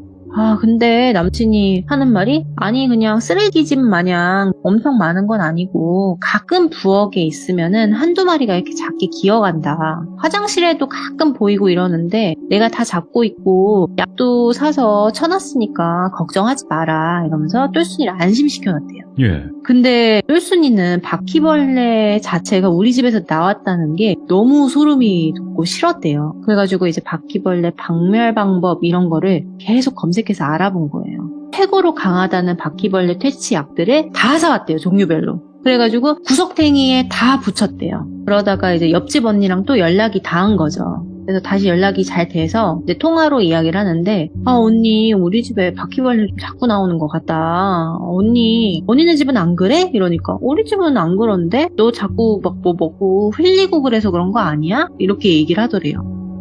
일단은 약 다 쳐놨으니까 박멸되고 우리 집 와서 편하게 저녁 식사하자. 내가 남친 소개도 제대로 못 해줬지? 이러면서 주말에 몇 시 시간 돼? 이렇게 하면서 약속을 잡았대요. 그렇게 언니가 오기로 한 날이 일요일 점심이었대요. 그래가지고 장을 봐서 전구를 끓여서 함께 먹기로 한 거예요. 그래서 언니가 왔는데 예전과는 다르게 표정이 좀 좋았대요. 그리고 여김없이 소파에도 앉아보고 부엌도 와서 이리저리 구경하고 뭐 화장실도 왔다 갔다 하고 하면서 집을 계속 둘러보더래요. 예. 항상 언니가 이렇게 집 구경을 하긴 하는데 그날따라 유독 이리 갔다 저리 갔다 하더래요. TV는 뒤에 뭐가 있어 막 이러면서 보고 빨래는 어떻게 하는 거야 하면서 세탁기도 구경하고 이러더래요. 근데 좀 정신이 없으니까 언니 오늘은 왜 이렇게 왔다 갔다 해? 이러니까 우리 집도 인테리어 하려고 하는데 너네 집은 어떻게 했나 궁금해서 좀 보려고 한다. 너네 집이랑 우리 집 구조가 비슷하잖아 이러더래요. 이건 얼마에 했어? 그래서 똘순이가 뭐 얘기를 해줬어요. 이거는 얼마에 했고 이건 얼마에 했고 인테리어 업자 뭐 소개받고 싶으면은 내가 했던 분 소개해주겠다 이렇게까지도 얘기를 한 거예요. 그래서 티타임을 하다 보니까 시간이 딱 됐대요. 그리고 청소하시는 분이 그날 방문하기로 되어 있어서 방문을 했고 언니가 커피를 이제 마시다가 청소하시는 분을 딱 보자마자 청소하시는 분이 안녕하세요 하면서 아는 척을 하더래요. 그러니까 옆집 언니가 예 나중에 또 보자 이러면서 잘 먹었어 하고서는 그냥 집을 나갔대요. 그래서 그냥 둘이 그냥 분리수거하거나 쓰레기 버리다가 오다 가다 뭐 만났나 보다 하면서 넘어갔는데 네. 청소를 하면서 대청소 수준은 아니라 청소기를 밀고 닦고 설거지 뒷정리 해주는 정도라 한 4시간, 5시간 정도 이제 지나가지고 청소하시는 분이 퇴근을 했대요. 그렇게 깨끗하게 이제 다 치웠잖아요. 그냥 끝인가 보다. 바퀴벌레랑도 다 끝이다 생각을 했는데 며칠 뒤에 재앙이 이제서야 시작이 되더래요. 자는데 소리가 들리더래요. 돌순이가 좀 이상하게 잘 때마다 좀 간지럽고 팔다리가 뭔가 기어다니는 그런 느낌이 간혹 깼대요. 예. 그걸 불 켜보면은 뭐가 있는 것도 아니고 남자친구도 비슷한 걸 느낀 거예요. 이거 좀 이불에 뭐가 있나 보다. 이거 찐득이 있는 것 같다. 우리 이불 바꾸자 하면서 다음날 이불을 걷었대요. 근데 침대가 벽과 이렇게 붙어 있었는데 네. 이불이 그 안에 끼어 있으면은 꺼내야 되잖아요. 근데 이불을 쭉 빼는데 흑갈색의 뭔가가 더덕더덕 붙어 있다가 갑자기 샤라락 하고서는 어딘가로 다 사라지더래요. 돌순이는 그날 소리를 지르며 거품을 물어요. 남친도 그걸 보고 경악을 했대요. 너무 많은 숫자에. 그러면서 돌순이가 집안일을 안 하다 보니 보는 일이 그거 하나뿐이었지만 남친은 벌레를 몇 번 봤다고 했잖아요. 이렇게까지 많을 줄은 몰랐었던 거예요. 아니 분명히 약을 쳐놨는데 왜 더 숫자가 많아졌지? 너무 이상한데? 하면서 우리 이거 업체 불러야 될 것 같다고 얘기가 나온 거죠. 아니 요 며칠 그래도 잡고는 있었는데 줄지 않아서 좀 문제가 있었다고 생각은 했다. 이렇게 얘기를 하는데 돌순이가 그걸 보고서는 일단 우리 집 나가자고. 나 여기서 더 이상 못 살겠다고 해서 간단한 짐만 싸서 나왔대요. 그래서 회사 근처 호텔에서 지내고 방역업체를 부른 거죠. 당장 예약을 해서 방역업체가 집을 방문했대요. 그래서 이조차도 무서워서 똘순이는 집을 가질 않았대요. 남친이 직접 갔대요. 2-3명의 방역업체 사람들이 와서 기계 소리 나고 이러니까 옆집에도 좀 시끄러웠었나 봐요. 네. 옆집 언니가 문을 빼끔 열고 남친씨 무슨 일이에요? 이러면서 물어봤대요. 아유 저희 집에 바퀴벌레가 자꾸 박멸이 안 돼가지고 업체에 불렀다고 이러니까 갑자기 아유 걔는 또 돈을 물 쓰듯이 쓰네 이러면서 내가 그런 거 부를 필요 없다니까 이러면서 문을 그냥 닫더래요. 왜? 그래서 저분이 저런 면도 있었나? 하면서 의아한데 방역업체 대표분이 와가지고 이야기를 하시더래요. 아 우리가 소독은 일단 다 했다. 근데 바퀴벌레 이 알을 구석 곳곳에서 발견했고 이 바퀴는 집에서 사는 바퀴는 아니다. 밖에서 들어온 애들인데 얘네들이 어떻게 이렇게 번식을 한 건지는 좀 의문이긴 한다. 근데 이게 배관이나 하수구통에서 들어올 사이즈는 아니다, 얘네들이. 그러니까 그 집에서 번식 잘 안 하는 이질바퀴라고 하나요? 좀 큰 거 있잖아요. 예. 그런 바퀴였대요. 예. 근데 이 바퀴가 이렇게 집 안에서 번식이 되는 일은 되게 희박하다고 이야기를 하고 습성 중에 하나가 얘네들은 구석 중에서도 구석 절대 안 보이는 부분에다가 알을 낳는데 몇 가지 흔적들을 보면은 소파 뒤, 침대 밑, 냉장고 밑, 전자레인지 뒤, 그림 뒤 등에 사람들은 안 보일 수 있지만 얘네들이 그냥 지나가는 길목에다가 알을 툭툭 낳고 다니는 것도 좀 이상하다. 이건 추측인데 바퀴벌레를 고의적으로 들여오지 않는 이상은 바깥에서 사람 몸에 붙어서 몇 마리가 계속 왔거나 아니면은 박스나 다른 물건들에 바퀴알이 묻어서 왔거나 그런 경우일 수도 있다. 네. 방매 조치는 해놨는데 또 나오게 되면 연락 주세요 하고서는 가신 거예요. 다시 집으로 똘순이가 돌아왔는데 찜찜했대요. 그러면서 청소하시는 분께 더 급여를 얹어주면서 모든 집안에 있는 가구들을 다 빨래해달라고 하고 소독해달라고 한 거예요. 그간에 있었던 일을 청소하시는 분께 다 얘기를 한 거죠. 이러이러한 일이 있었고 아마도 음식물 쓰레기 버리러 가실 때나 분리수거 하실 때 좀 더 조심해달라고 네. 몸 털고 들어오시라고 이렇게 신신당부를 했대요. 그러니까 청소하시는 분이 예 그럴게요. 근데 좀 높아심에 말씀을 드리는 건데요. 이러면서 말끝을 좀 흐리더래요. 얘기해보세요. 뭐 때문에 그러세요? 이렇게 얘기를 하니까 옆집에 계신 주인분이요. 자주는 아닌데 자꾸 하단 쪽에서 뭐를 맨날 수집하시는 거를 몇 번 본 적이 있고 여러 마주친 적이 있다. 근데 이분이 뭘 수집을 하는 건지 뭘 씹는 건지는 모르겠지만 그분이 오셨을 때도 이렇게 묻어서 온 거는 아닌지 그런 부분이 좀 미심쩍어서 이야기 드린다. 이러면서 이야기를 하더래요. 그래서 옆집 언니를 의심하고 싶지는 않았는데 청소해주시는 그분이 이런 얘기를 괜히 했을 리도 없고 계속 머릿속에 맴돌았대요. 그 언니는 화단에서 뭘 했던 거지? 이런 생각도 들고 그래서 남친이랑 그날 옆집 언니에 대해서 좀 저녁에 이야기를 했대요. 근데 남친이 좀 듣다가 하는 말이 근데 자기 앞에서는 좀 한없이 좋은 언니 같아 보이긴 했다. 근데 나는 좀 싸한 부분이 있어. 첫 번째는 똘순이 네가 있을 때와 없을 때의 태도가 명확하게 다르더라. 솔직히 분리수거 하는 날 가끔 마주치는데 그때 너를 항상 좀 흉보듯이 얘기를 하더라. 예. 집안일 하나도 할 줄 모르고 애가 생기면은 애가 떨어져 나가도 모를 여자애라고 되게 웃으면서 농담처럼 얘기를 하는데 나는 기분이 나쁘다고. 그쵸. 네, 그리고 두 번째로는 방역업체 사람들이 왔을 때도 자기가 없었지만 그 사람들 앞에서 당신이 돈을 헤프게 쓴다느니 더럽게 산다느니 이러면서 한숨 푹푹 쉬면서 얘기를 하더라. 방역업체 사람들 앞에서도. 근데 솔직히 좋은 언니고 널 위하는 마음이면 그러면 안 되는 거 아니냐. 이거는 싫은 사람 일부러 까내리는 것도 아니고 솔직히 여자의 세계와 이해가 안 간다. 이런 식으로 얘기를 했대요.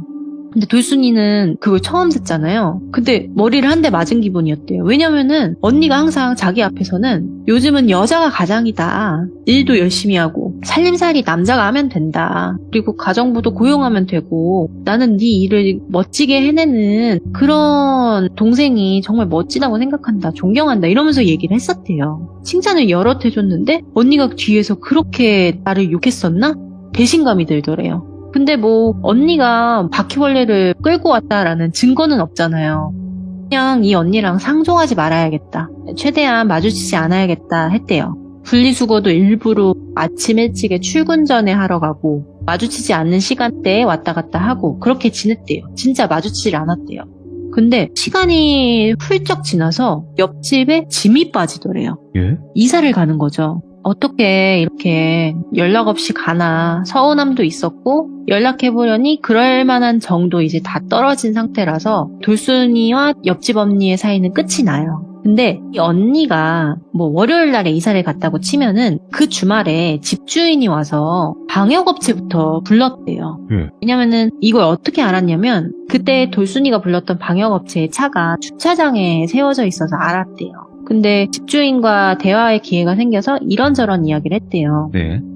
처음에는 솔직히 돌순이가 그 언니가 집주인인 줄 알았었는데 아니었던 게 첫 번째로 의아했던 부분이고 두 번째는 집 문이 열려 있어서 살짝 봤는데 이상한 악취가 났던 거예요. 그래서 집주인이 신발장 앞에 서서 홈하고 서 있고 방역업체 분들은 마스크 쓰고서 일을 하고 있는 거를 돌순이가 봤대요. 그래가지고 똘순이가 어디로 이사 갔는지 아냐. 이렇게 빨리 이사가 버려서 좀 아쉽다. 집을 빨리 이렇게 팔릴 줄은 몰랐다. 이렇게 얘기하니까 이분이 네? 그분은 세입자예요. 제가 집주인인데요. 오. 그래서 이분 계속 월세로 사셨는데 방 떼기로 한 지는 좀 몇 개월 됐었다고 이렇게 이야기를 하더래요. 그냥 뭐 어디로 간지는 모르겠고 나는 집 산 지 한 5년 정도 됐다고 집주인 된 지는. 원래 이 여자분이 남편이랑 아들이 같이 살았는데 이혼했다고 들었다. 아들도 엄마랑 연락을 안 하고 있고 남편과도 좋게 헤어진 거는 아닌 걸로 안다. 나도 이거 월세를 좀 올려야 되고 여러 문제가 있었는데 이 여자분 사정이 좀 딱해가지고 내가 1년 정도 더 봐주고 있었던 거다. 이렇게 이야기를 하더래요. 그래서 그런 일이 있었구나 하면서 언니가 나한테 이런 얘기를 한마디를 한 적 없는데 이 언니의 정체는 뭘까 생각이 들더래요. 근데 집주인분이 근데 사정을 봐줬으면은 깨끗하게라도 쓰지. 집이 무슨 쓰레기 집도 아니고 진짜 쓰레기 더미처럼 살아왔었대요.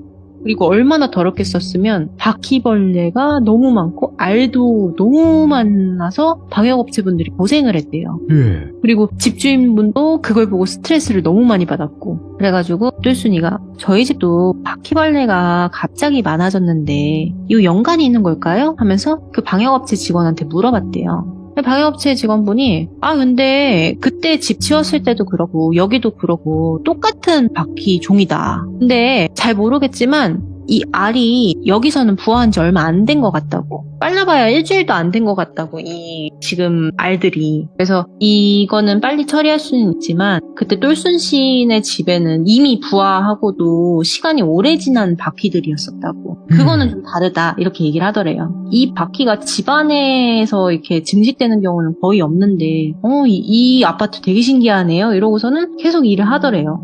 남친이 그걸 옆에서 듣다가 내가 볼 때는 옆집 언니 남 잘 되는 꼴 못 보는 여자 같다고. 일부러 그런 거 아니냐고. 지금 집 떠날 때 알 뿌리고 간 거 아니냐 이러면서 이런 얘기를 했대요. 그냥 똥 밟았다고 치자 하면서 털어버리자 이러고서 잊고 살다가 다른 이웃의 여성분이 있대요. 거기 아파트 뭐 부녀회 이런 거 있잖아요. 그런 데서 만난 아주머니 몇 분들이 있는데 1002호 그 아줌마 이사 갔다던데 맞아요? 이러면서 얘기가 나온 거죠. 그래서 뭐 이사 저번에 갔고 뭐 지금은 공실인 것 같다. 며칠 뒤에 뭐 누가 들어온다더라 이런 얘기가 오간 거죠. 근데 다른 부녀의 한 분이 근데 그분 좀 이상하지 않았어요? 이렇게 얘기를 한 거죠. 예. 그래서 똘순이가 이분이랑 친하셨냐 이렇게 물어보니까 뭐 그렇게 친한 건 아니었는데 옛날에 문화센터 몇 번 같이 다니면서 이야기 몇 번 나눴었는데 좀 사람이 이상해가지고 멀리하게 되더라 이런 얘기를 하더래요. 그래서 정확히 어떤 일이 있었는지 좀 얘기해 줄 수 있냐 저도 좀 이상한 게 있어서 그렇다 이러면서 물어본 거죠. 근데 거기서 알게 된 사실은 그 옆집 언니는 고등학교를 졸업하자마자 집안 사정으로 그 아파트에 그 당시에 시집을 온 거예요. 네. 근데 남편이 나이도 좀 있고 돈도 많았대요. 근데 이 옆집 언니를 식모 취급을 한 거예요. 결혼을 했지만. 근데 아들이 태어났는데 아들도 그걸 보고 자라서 엄마를 그렇게 무시했대요. 예, 그러다가 그 남편이 바람이 난 거예요. 살림에 차려서 나가는데 아들도 같이 간 거예요. 되게 떳떳하게. 두 집 살림하고 있다가 완전히 떠나버리고 집도 와이프의 동의 없이 처분을 해버린 거예요. 그렇게 살다가 새로 바뀐 집주인이 사정을 얘기를 하고 나가달라고 해가지고 만기가 돼서 나간 거예요. 그런 상황이었던 거예요. 근데 어디로 갔는지는 다들 모르지만 이분이 좀 그런 과거가 있어서 그런 건지는 모르겠는데 그 이후부터는 예쁘거나 잘 나가는 여자들만 보면 그렇게 욕을 했대요. 그러니까 뭐 정말 그러면 안 되겠지만 예. 801호에 되게 예쁜 여대생이 살아요. 예. 그러면은 제 밤마다 어디 돌아다니던데 몸 파는 거 아니냐 이러면서 막 흉을 보고 예. 뭐 이런 식으로 되게 많이 흉을 보고 다녀서 이미 부녀회에서는 그 옆집 여자랑 좀 멀리하는 사이였다고 하더라고요. 근데 똘순이는 그걸 몰랐었던 거고 그래서 똘순이도 자기 집에 바퀴벌레가 엄청나게 많이 나타났던 이 사건을 이 부녀회에 얘기를 해준 거예요. 그래서 방역업체까지 불렀고 이러이러했다. 지금 그쪽 집도 다 그러냐 이러니까 그분들이 소름 돋아 이러면서 팔을 막 털더래요. 예. 우리 아파트 가끔 공원에 바퀴벌레가 이렇게 있는 경우는 있어도 집에 안 들어와요. 그러면서 우리 아파트가 얼마나 방역도 소독도 깨끗하게 하는데 우리가 관리비 많이 내는 이유가 있다고 예. 손사래를 치더래요. 그 여자가 들여놓은 거 아니야? 이러면서 이런 얘기도 하고 똘순이도 정황이 물증은 없지만 심증이 항상 나타났던 게 이 언니가 오면은 자꾸 가구를 만져보고 이리 보고 저리 보고 했다고 했잖아요. 이랬을 때 뭔가를 놓은 건 아닐까 이런 의심이 들더래요. 예. 근데 이게 심증이기 때문에 증거는 없었고 그래서 뭐 신고도 못하고 그냥 단순 해프닝으로 끝났지만 살다 보니 이런 엽기적인 사람도 있구나 라는 거를 깨달았다고 합니다. 이야기가 이렇게 끝이 납니다. 야, 이거는 참으로 이런 생각이 들었어요. 이야기를 듣고 꼭 바퀴벌레 같이 살았구나. 그러니까 말 그대로 낮에는 안 보이게 그냥 그러니까 본인의 모습이 아닌 가식적인 모습을 보이다가 남들이 안 볼 때 그 사람이 안 볼 때 활동을 하는 거죠. 그렇게 이제 보일 수도 있겠네요. 좀 진짜 그런 느낌이 비슷하네요. 그 벌레 느낌과. 네. 근데 좀 너무 소름인 게 알들을 어떻게 그렇게 몰래 이렇게 살포를 해놓은 건지. 네. 그러니까 그 똘순이의 신증이 맞다면은 손으로 만지는 그조차도 너무 소름 끼치는데, 그러니까 정상적인 사람은 아니라는 거죠. 그렇죠. 네, 정상적인 사람은 절대 할 수 없는 일이에요. 아니 근데 또 한 가지 또 이야기 듣다가 궁금한 게 만약에 설령 바퀴벌레를 집에다 풀어놨다라고 관련 뭐 증거가 있다고 하더라도 이게 법적 처벌을 받을 수 있는 건가 싶기도 하고. 그러게요. 사례가 있나? 벌레를 모르겠네요. 벌레 알을 집에다 갖다 놨는데 그걸 어떤 걸로 처벌을 할지가 궁금하네요. 그런 법이 있는 건지도 궁금하고. 야, 그리고 바퀴벌레를 풀어놓는 건 사실 쉽겠죠. 왜냐면 알만 몇 개 집어 던져놔도 뭐 사실상 증식을 계속하니까 금방금방 해버리니까. 네. 너무 소름 끼치네요. 참, 오늘 망키님 덕에 바퀴벌레 언니를 또 들어봤어요. 네. 바퀴벌레 언니 이야기를 들어봤고 우리 주변에 생각보다 많을 것 같습니다. 이런 사람들이. 이런 사람 진짜 조심하셔야 됩니다. 네, 바퀴벌레를 싫어하시는 분들도 많겠지만 이런 바퀴벌레를 또 이런 식으로 그런 질투심에 이용하는 사람들도 분명히 있다 보니까 그냥 이거는 절대 거짓일 수가 없는 게 이거보다 더한 사람이 많아요. 진짜 많습니다. 이 세상에는 정말 상상도 못할 만한 사람들이 많기 때문에 이 정도의 이야기가 정말 충분히 있을 수 있는 일이다. 그리고 정말 또 겪어보면 굉장히 또 무서운 일일 수도 있겠다라는 생각이 듭니다. 망키님. 네. 오늘도 돌비님. 조심해야 될 것 같아요. 진짜로. 네. 아이고 오늘도 너무너무 고생 많으셨습니다. 망키님. 네, 감사합니다. 감사합니다.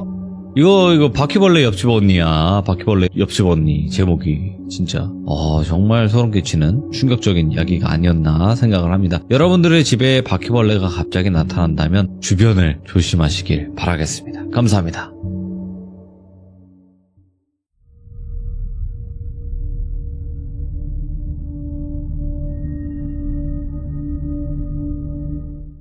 자, 여러분들 안녕하십니까? 또 봉수님께서 오랜만에 걸음을 해주셨습니다. 바로 만나보도록 할게요.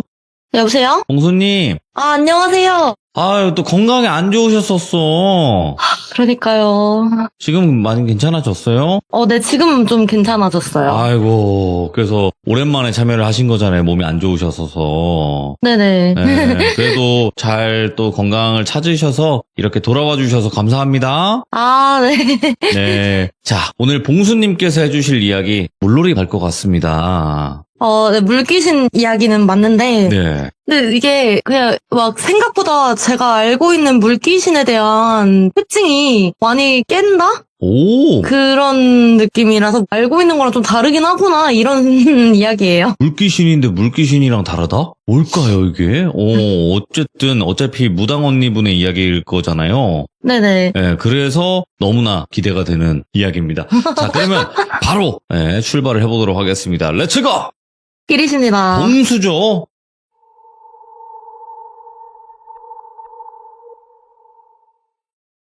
네, 이야기는 언니가 남해 어느 지역에서 겪은 일이고 이것도 한 8년 정도 된 것 같은데 언니가 무업을 계속하면서 신도 많이 받았고 본격적으로 무업을 시작하면서 3년차 정도 되었을 땐 어느 정도 소문이 났는지 본격적인 일이라고 해야 하나? 그런 큰 굿이나 그런 것도 왕왕 들어왔대요. 출장이라고 해야 되는지 모르겠는데 그 당시 언니랑 저는 졸업한 학교 근처, 그러니까 수도권 남부 쪽이라고만 말씀드릴게요. 거기서 같이 거주했었는데 그 지역이 대충 남해 끝자락에서 굿을 해달라고 연락이 온 거예요. 예. 근데 굿을 해달라고 하면 이게 신에게 잘 봐달라고 하는 뭐 그런 제사를 지내달라든지 아니면 어디가 좀 이상한데 거기에 귀신이 들렸다라면서 걔를 좀 쫓아내달라든지 그런 설명이 있어야 되는데 그런 거는 필요 없고 돈을 3천만 원 정도 주겠다.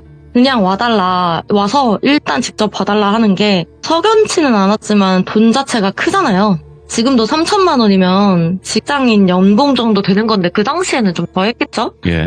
근데 그때 언니는 이걸 어디에다 고민이랍시고 말하기도 애매하고 혼자 갈까 말까 고민하는데 자기가 모시던 신, 큰 신 하나, 할매신 포함 작은 신 둘한테 물어봤는데 큰 신은 네 마음대로 해라. 단 돈 따라가진 말아라. 앞귀였던 신은 안 가는 게 좋지 않을까? 할머니 씨는 어차피 우리들이 보호할 거니 가 보거라. 근데 거기 기운이 세서 당장 내 눈에 안 보이기는 한다. 다수결로 결정되었으니 언니는 수락하고 그 길로 그 지역으로 떠났대요. 예. 사실 큰 신이 가보라 한 건 맞긴 한데 다른 두 신이 말한 것도 있고 불안한 와중에 폭풍전야라고 비 온다더니 또 날은 좋아가지고 어허. 더 불안했지만 마음 다잡고 가는데 마을에 도착해보니까 그냥 진짜 평범한 갯마을이더래요.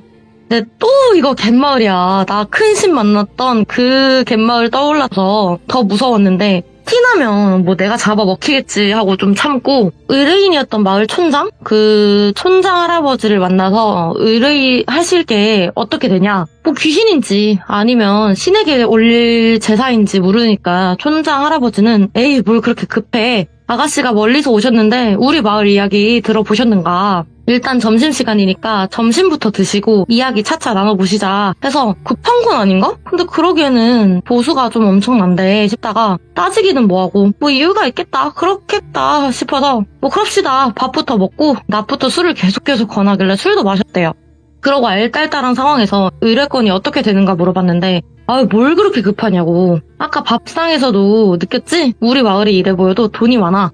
이런 말 하긴 뭐하지만 전쟁통 이후로 이렇게 살아남은 것도 다 돈 때문이다. 그래서 아가씨 신통하다길래 힘들게 모시기 뭐하니까 다 돈으로 밀어붙였다. 기분 나쁘지 말고 듣고 하길래 뭐 그래 돈 준다는데 돈 앞에 자존심이 없다지만 왜 저렇게 TMI를 할까. 일 얘기는 얼른 하지. 그래서 네네 촌장님 알겠는데 일이 일단 어떤 일인지를 알아야지 하는 말을 끊고 아직 시간도 안 늦었는데 우리 마을부터 구경이 찬찬히 시켜주겠다 하길래 여기가 외딴 섬도 아니고 파출소도 작지만 있고 위험하다는 생각은 안 들었는데 저 할배가 무슨 꿍꿍이가 있어서 일 얘기 나올까봐 이렇게 말을 돌리지? 무슨 꿍꿍이가 있어서 낮술까지 권하면서 사람 정신을 흐트려 놓는지 싶었는데 언니가 술을 진짜 잘 마셔요. 그러다 보니까 교인네들이 권하는 술이와 봐야 흐드러지겠냐는 자신감도 있었고 뭐 하여튼 그 촌장이 구경시켜주는 마을을 보아하니까 그냥 네. 할머니들이 해루질하고 잡은 해산물을 늘어놓는 풍경이랑 뭐 바다랑 파도랑 그냥 영락 없는 평화로운 갯마을이더래요.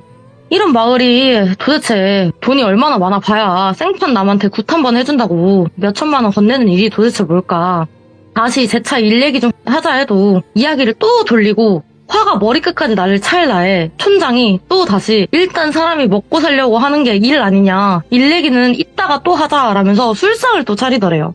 너무 기가 막히고 이게 사람을 무슨 먹으려고 놀러 온 사람 취급하는 것도 아니고 시간 써서 여기까지 온 게 이상한 꿍꿍이가 있는지 별 생각이 다 나면서 언니가 화를 막 냈대요. 네. 아이 할배, 사람이 돈이 중요하더라도 더 중요한 건 시간이요. 남의 시간 이렇게 허비하고 무슨 중요한 일이길래 이렇게까지 사람을 농락하시냐 하고 난리를 쳤는데, 그럼 뭐 거기서 미안하다든지 아니면 대접해줬는데 무슨 짓이냐는지 화를 내야 되잖아요. 예. 근데 촌장이 그래, 내가 그래도 혈기왕성한 처녀인데 너무 몰랐네. 돈이 더 필요한 거야? 아니면 남자들 끼고 재밌게 노는 거야? 불러줘? 하면서 또 헛소리를 늘어놓길래 언니가 거기서 폭발해가지고 하면서 소리 지르면서 술상 엎어버리고 야 다 비켜 꺼져. 니들이 무슨 일이 있었는지 귀신이 엮인 건지 내가 거기까지는 모르겠는데 알 필요도 없을 것 같다. 나 어차피 내가 여기에 몇 시에 오는지 주변이 다 알고 연락이나 전화 안 되면 신고 넣으라고 다 일러뒀으니까 뭔 짓 할 생각도 그런 것도 하지 마라. 내 더러워서 진짜 하면서 오만 욕을 내뱉고 돌아가려는 찰나 촌장 할아버지가 붙잡더래요.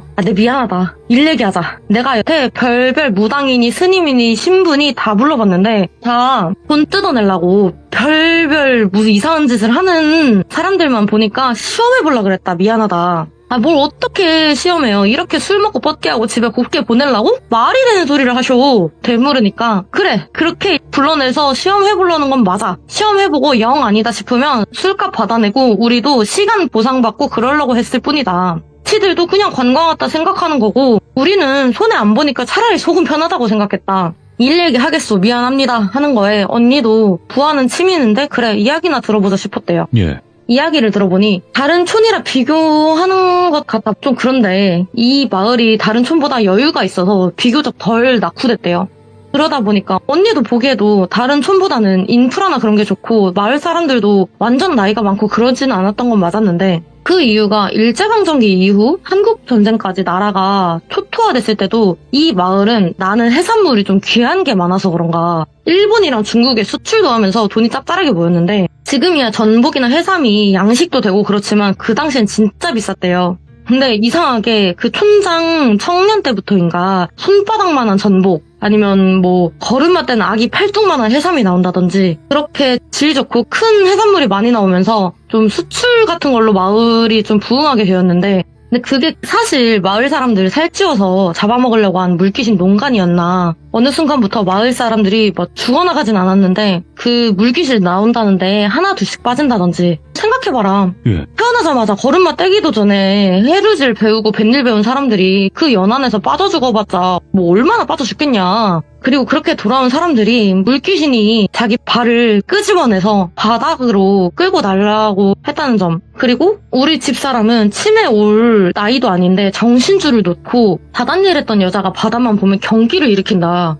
병원에 가도 치매는 아니라더라. 그 물귀신이 도대체 우리 마을에 뭘 원하는지 정말 단순히 자기 대신 자리 메꿔줄 사람이 필요한 건지 그 물귀신도 그렇잖아요. 승천하고 싶으면 나 대신 여기 있어줄 물귀신이 필요하다고. 처음엔 너무 시달리다 보니 그 메꿔줄 사람만 있으면 되는 건지 나쁜 생각도 했지만 그럴 수도 없었고 현실적으로 사람도 생명이니까 그럴 수도 없었다. 나쁜 짓을 누가 하냐 그것도 나쁜 짓인데 그 물귀신을 절대 퇴치할 수 없다고는 하는데 그래도 난다 긴다 하시는 분이니까 뭔가 다를 것 같았으나 노인네가 몇 번을 속다 보니까 신뢰를 범했습니다. 미안합니다. 라더래요. 그 나이 많은 분이 네. 고개 숙여서 사과하니까 언니 마음도 풀렸는지 그 장소가 어디인지 같이 가보자고 해서 그 해루질 하는 갯바위로 촌장과 같이 갔대요. 따라가 보니까 정말 현지인들만 아는 포인트구나 싶었던 게 산 같은 언덕을 또 넘고 절벽 밑으로 내려가야 된다고 등산로를 벗어나서 오솔길로 내려가고 숨이 진짜 헐떡헐떡 넘어갈락 말락 하는데 노인분이 다 왔어 여기요 해서 절벽 끝으로 다가갔대요.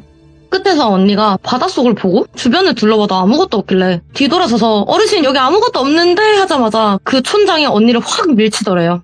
이래나 저래나 촌장의 진심은 이번엔 제발 물귀신이 데려가서 승천하길 이랬던 것 같은데, 언니는 젊고 특히나 무업이 단순한 사람 말을 조용조용히 듣고 끝내는 게 아니라 힘을 쓰는 일도 진짜 많고, 뭐 작게는 신당 차리고 뭐 옮긴다든지, 크게는 귀신 들린 사람 진정시킨다고 몸으로 찍어 누른다든지, 외형은 작아 보이지만 자기 덩치보다 조금 더 큰 사람을 찍어 눌러가면서 진정시키던 언니를 그 노인이 민다 한들 확 밀리겠냐고요. 언니가 살짝 밀렸지만 촌장을 탁 붙잡으면서 뭐한 짓입니까 하고 일갈하니까 노인네가 주저앉으면서 울면서 미안합니다 미안합니다 하더래요. 이야기를 들어보니까 그 노인네가 물귀신이 하도 난리를 치니까 걔 대신 다른 사람을 채워 넣으면 그 물귀신이 떠나간다더라. 근데 그 물귀신이 하도 세가지고 일반인으로는 안 되고 약간 그런 일을 했었던 무당이니 스님이니 아니면 뭐 신부니 이런 식으로 그런 일을 했었던 사람들 채워 넣어야지 좀 눌린다더라. 이런 말을 들었대요. 그래서 그렇게 한 건데 일이 실패가 되었으니까 그 할배가 미안하다 미안하다 하면서 싹싹 빌더래요.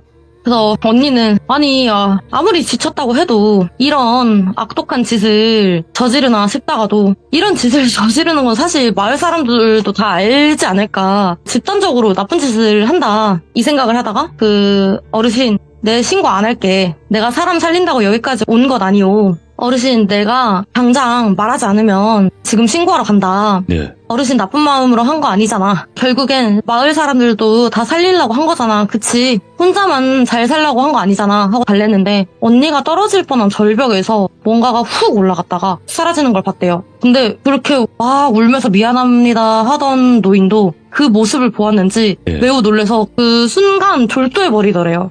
이 야밤에 이 노인네 두고 가면 큰일 날까봐 언니가 막 결국은 업고 내려왔는데, 그 마을 회관 마룻바닥에 촌장을 널브러 놓고 마을 방송이 있잖아요. 그걸로 사람들을 불렀대요. 당장 모여라. 니들도 다 공범인 거 안다. 증거까지 다 모아놓고 니들 당장 다 안겨 들어오면 지금 경찰 대기 중인데 당장 오라 할 거라고. 있지도 않는 증거랑 허황된 말을 꾸며서 막 소리를 질렀대요. 그 야밤에 노인네들이 그 방송을 들었는지 하나 둘씩 모이길래 언니가 깡이 되게 좋았는 게, 그렇게 모이면 저 같으면 야 니들 한 짓 다 알아 이런 생떼밖에 못 질렀겠지만 언니가 니들 여기 모인 거 보니까 찔리는 게 있는 거지. 여기 온 내가 얼굴 다 기억해놨어. 지금부터 거짓말하지 말고 다 말해. 실토해. 하니까 저 절벽에 메인 물귀신이 뭔지, 니들이 숨기고 있는 비밀이든 거짓말이든 하고 막 악지르는데 어느 아저씨가 아이고 하면서 촌장한테 다가가더니 아버지 일어나세요. 아버지 이게 뭔 일이에요. 정신 차리세요. 하는 게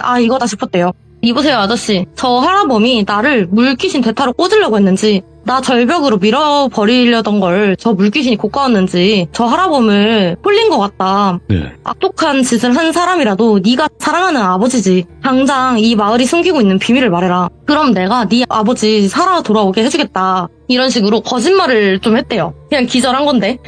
그러더니 그 아저씨가 눈물 콧물 범벅된 얼굴로 우리 어머니가 저기 절벽 귀신과 약속을 했다. 근데 저는 그거밖에 모른다 하면서 아버지 하면서 막 촌장을 흔들고, 촌장 아들내미도 모르는 이야기를 마을 사람들은 알겠나 싶어서 언니가 니들 여기서 딱 기다려. 내가 물귀신이랑 이야기 해볼 테니까.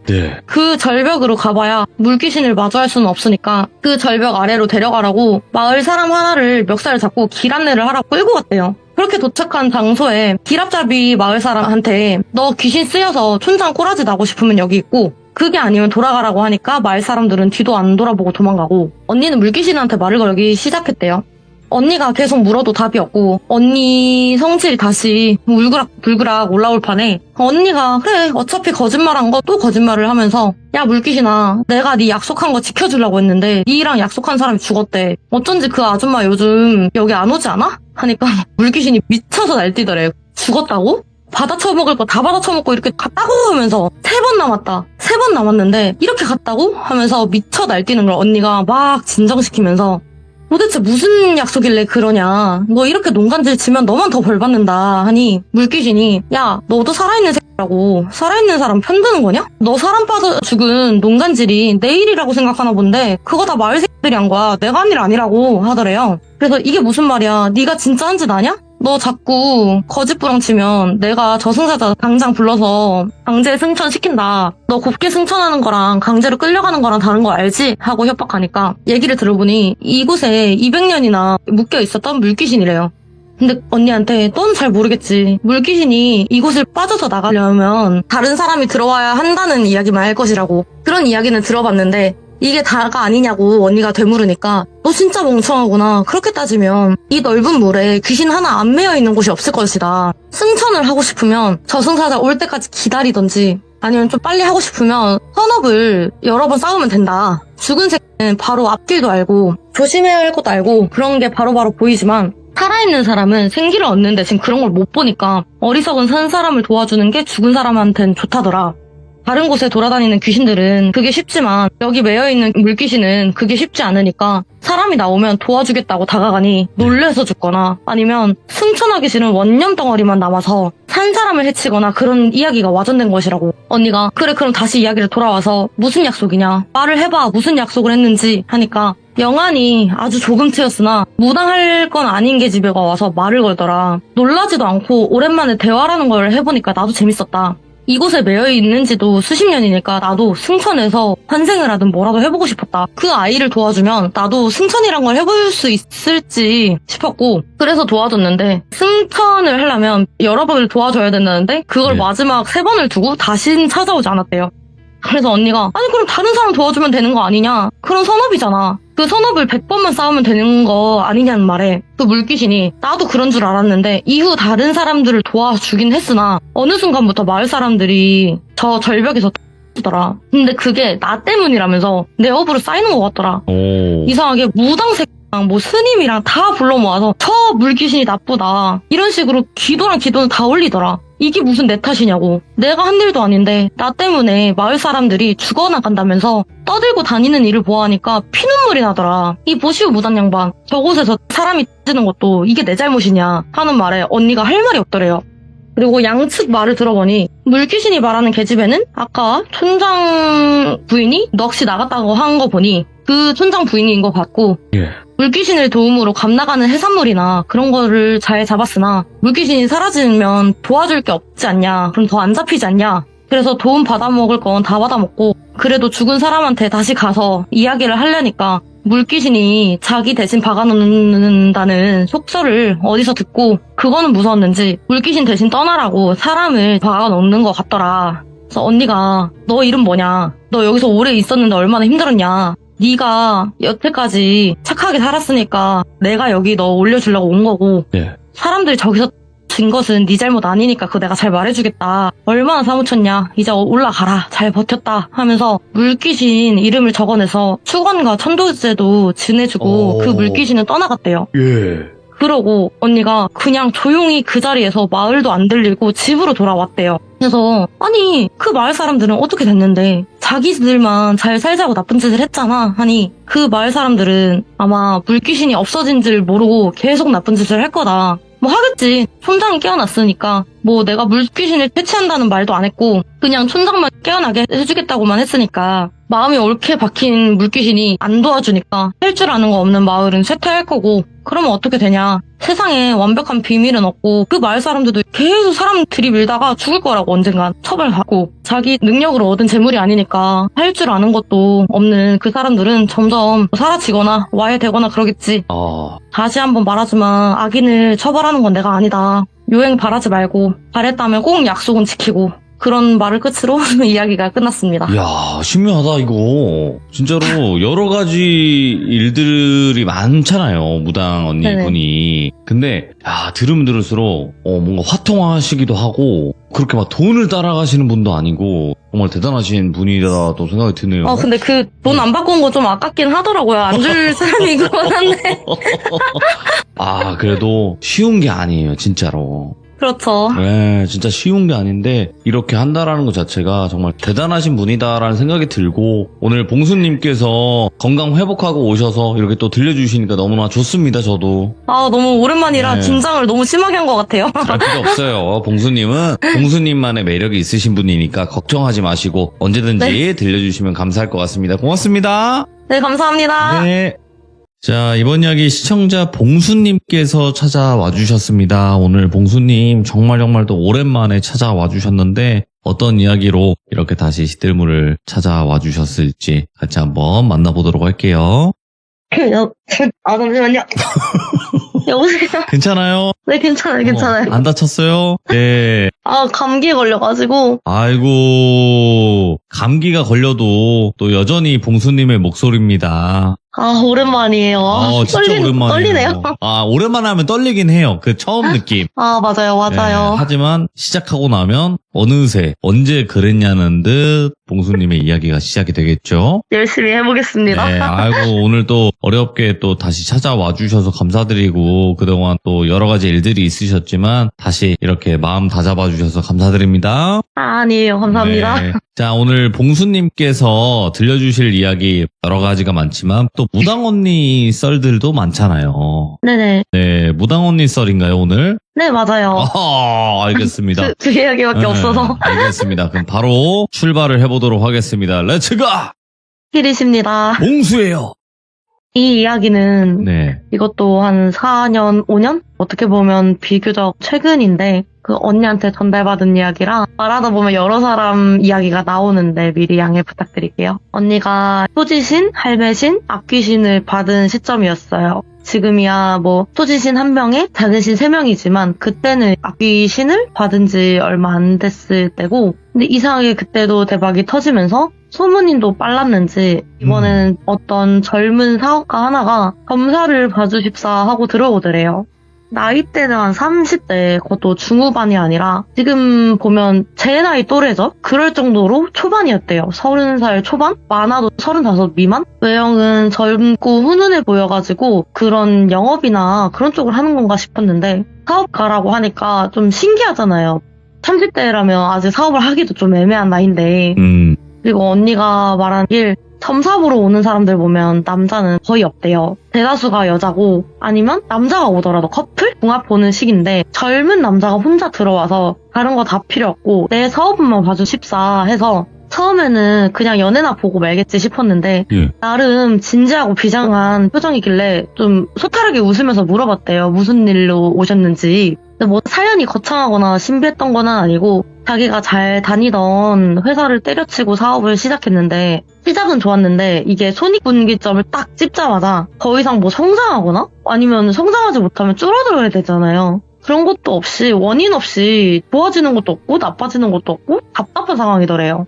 이게 아이템을 새로 개발을 하려든지 아니면 사람들을 더 뽑다든지 그것도 어느 정도 회사가 성장을 하고 여유 자금이 넉넉해야지 할 수 있는 거잖아요. 근데 고생은 고생대로 혼자 다 하는데 뭔가 넓혀지는 것도 없이 막막하고 답답하다. 내가 욕심을 부리는 건가 싶어 여기저기 자문을 또 받아봤는데 그런 것도 아니었다더라. 성장을 해야 되는데 막혔으니 답답하다 이런 상황이더래요.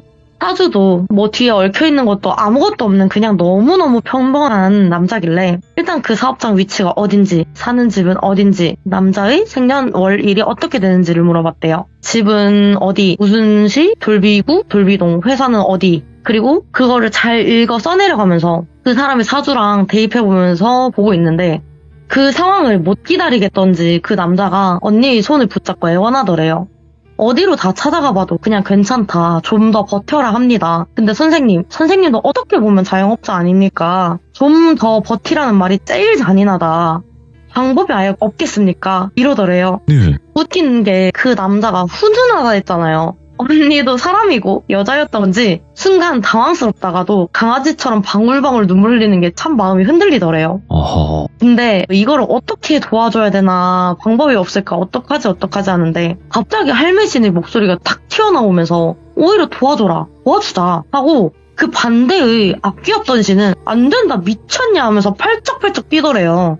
근데 악귀였던 씨는 아무래도 할매신보다는 뒤늦게 받은 것도 있고 아무래도 악귀였던 신이니까 아무리 정화하고 받았다고 그래도 좀 찜찜하잖아요. 그래서 나한테 어렸을 때부터 있었던 할머니 신인데 무슨 일 있겠냐 싶어서 좀 질적으로 깨끗한 방법은 아닌데 기방법을 알려줬대요. 그 방법이 그냥 언니의 말을 따라 할게요. 당신의 사주엔 금전운은 없으나 잠깐의 횡재운은 있다. 이거를 이용할 건데 지금 부동산 매물을 보시면 돌빗이 돌비구 무순동에 매물이 있을 거다.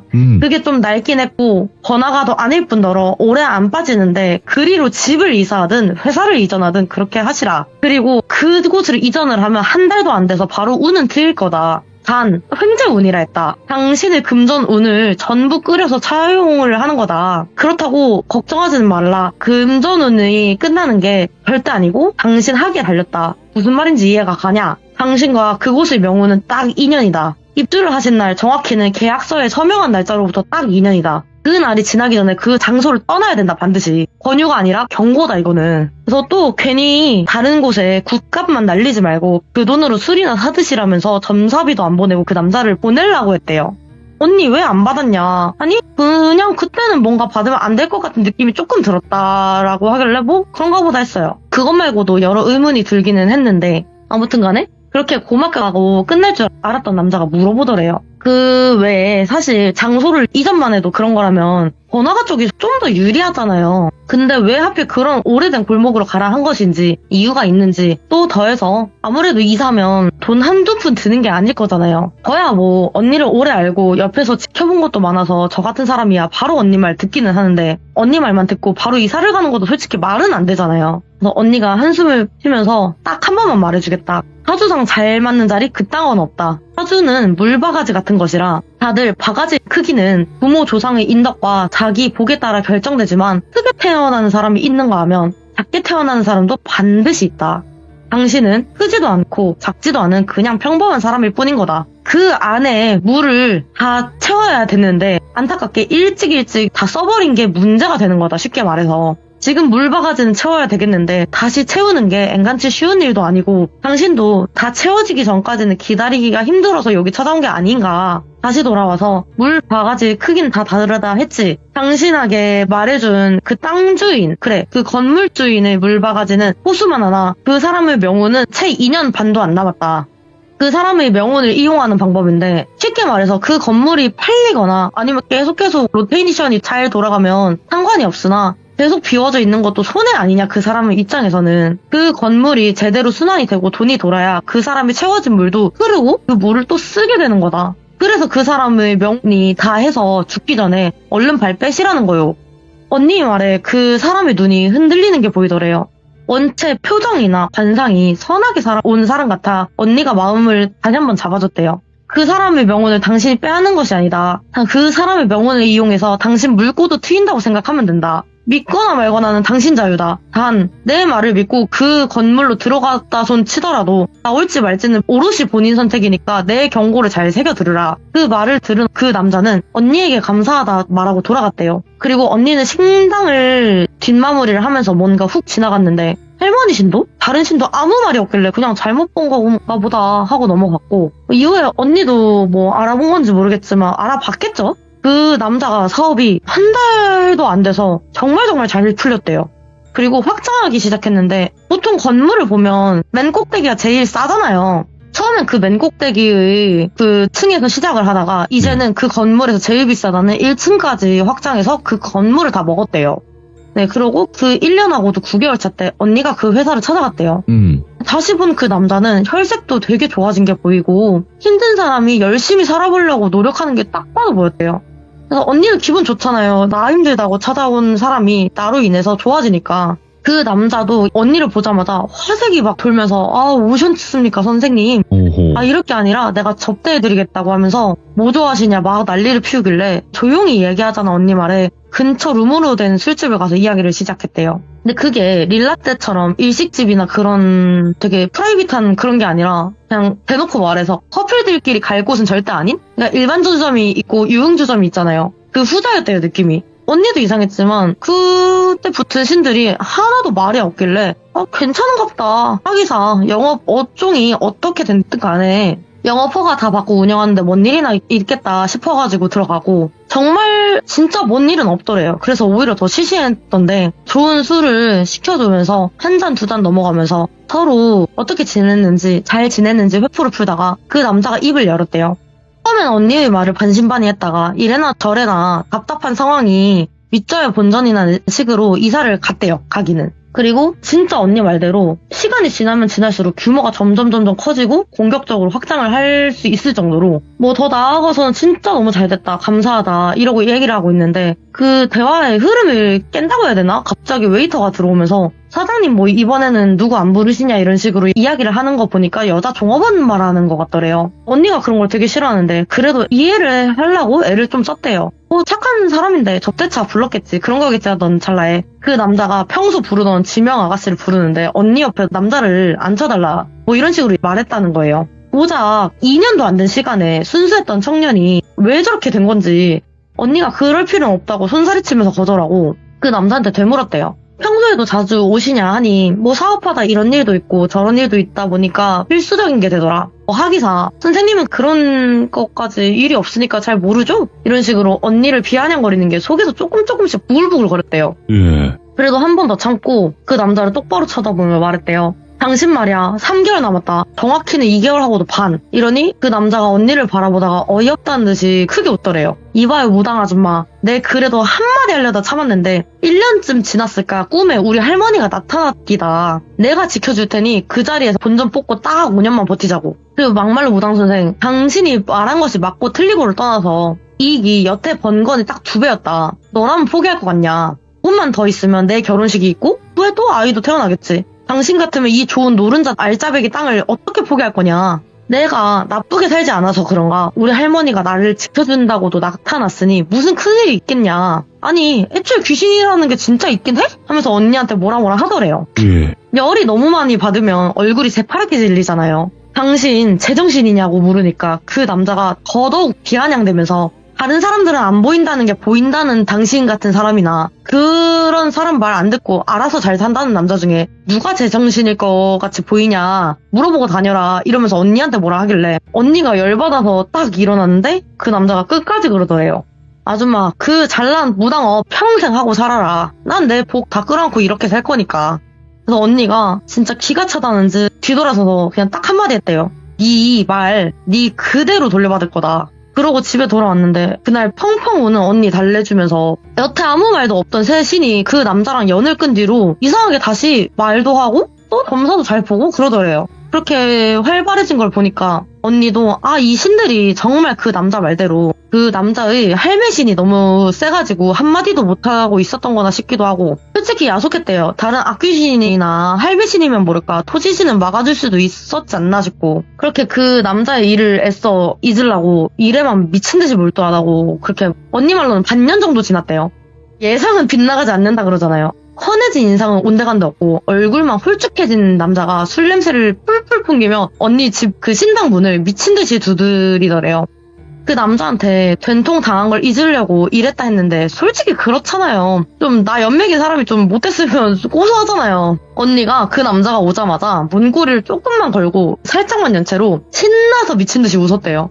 어떻게 정신 나간 귀한 새끼가 찾아왔냐 막 비아냥거리니까 그 남자가 무릎 꿇고 미안하다고 내가 미친놈이었다고 정신 나갔었다 미안하다고 싹싹 비는데 언니가 평소에 말하는 게 사람을 살려야 한다 어떠한 사람도 단죄할 사람은 내가 아니다 따로 있다 이러는 그 언니가 그 상황이 너무 고소하고 즐겁기만 하더래요. 야, 예. 그래서 막 비웃다가 다른 미친이나 찾아보십시오 하고 문을 쾅 닫아버리고 경찰 불러서 그렇게 이 일이 해결된 줄 알았는데 그대로 전달해도 되나 싶긴 한데 언니가 그러더라고요. 그것도 새끼랍시고 걔 어미가 찾아왔다. 자기 아들 이름이 송아무개인데 여기 오지 않았었냐. 그러더니 언니한테 무릎을 꿇고 싹싹 빌었대요. 애가 갑자기 살이 쪽쪽 빠지고 몸이 안 좋아지고 이상하게 그렇게 삐쩍 굴고 몸이 안 좋아지면 사업이 막 무너지고 해야 되잖아요. 안 그래도 대표가 자리를 지킬 수가 없잖아요. 그런 상황이면. 근데 이상한 점이 대표가 하는 일 없이 있어 보여도 꼭 있어야 되는 게 대표인데 애가 점점 말라갈수록 회사는 어떻게 된 게 더 잘 되었대요. 그래서 그 보다 못한 엄마가 매각하자 이거 아닌 것 같다 막 난리를 쳐도 그때 막 힘없이 늘어져 있던 아들이 그 순간만큼은 절규하듯이 막 안 된다고 미친듯이 소리를 치면서 난리를 치더래요. 예.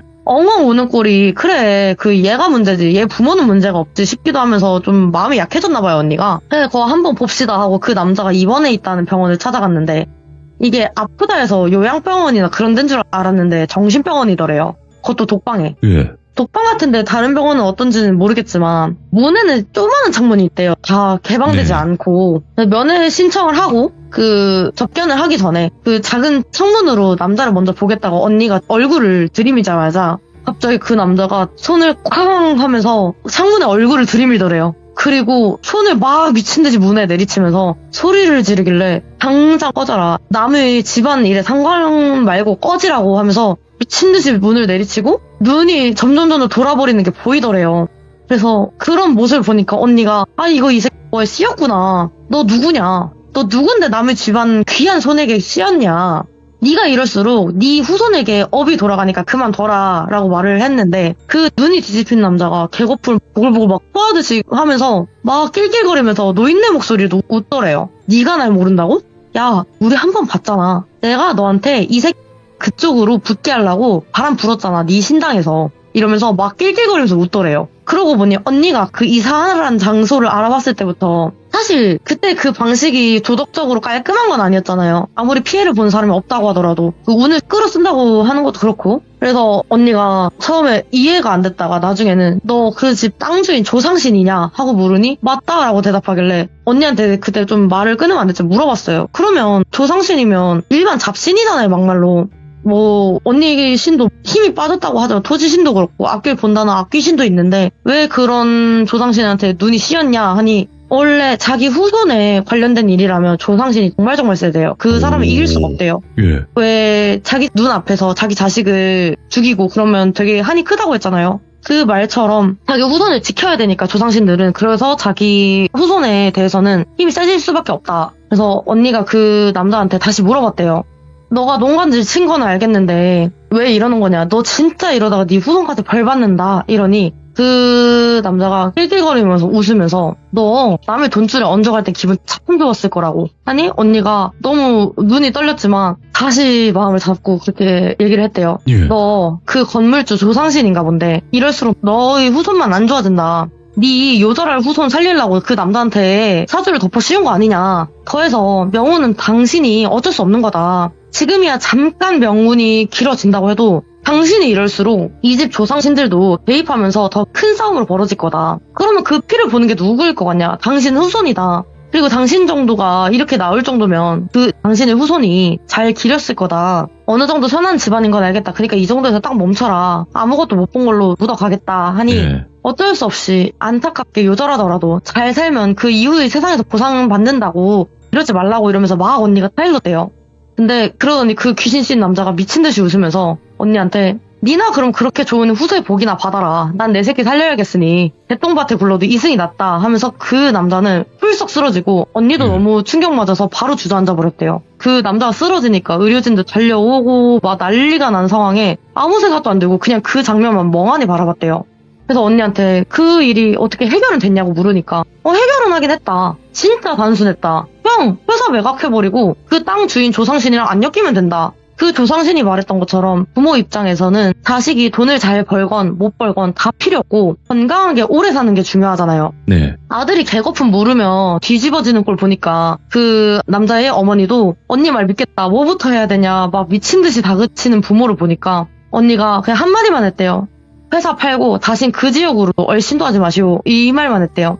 그 말을 끝으로 그때의 이야기는 끝났는데 저만 충격받았나 싶을 정도로 언니가 멘탈이 정말 세요. 근데 왠지 이번에 언니가 너무 풀이 죽어있길래 왜 그러냐고 다그쳤어요. 솔직히 같이 살았는데 동거녀가 그러면 마음이 안 좋잖아요.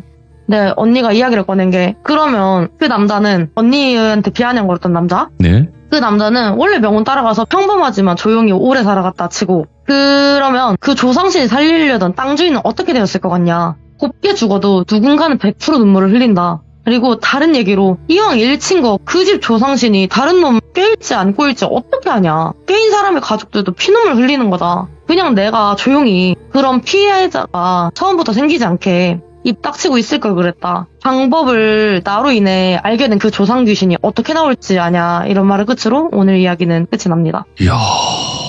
근데 진짜 여러 가지 생각이 많이 드는 이야기네요, 이것도. 진짜. 너무 긴장해서 입이 말라가지고. 아니에요. 봉수님. 그냥 봉수님이에요, 봉수님은. 네. 다행이에요. 야, 봉수는 봉수다. 예, 너무 이야기 잘 해주셨고 오늘 이야기도 또 정말 많은 생각이 든 그런 이야기였지 않았을까 싶고요. 오늘 봉수님께서도 이렇게 찾아와 주셔서 너무 뜻깊고 앞으로도 자주 와주실 거죠 이제? 그럼요. 약속. 네, 알겠습니다. 감사합니다. 봉수님 항상 건강하세요. 건강하세요. 네. 건강이 최고입니다, 여러분들. 건강만큼 중요한 게 없어요. 뭐 돈이고 나발이고 진짜 의미가 없습니다. 건강이 최고입니다. 그래서 여러분들도 환절기 감기 조심하시고 그리고 오늘 이야기도 여러분들의 생각이 분명히 있으실 거예요. 댓글 꼭 남겨주시길 바라겠습니다. 감사합니다.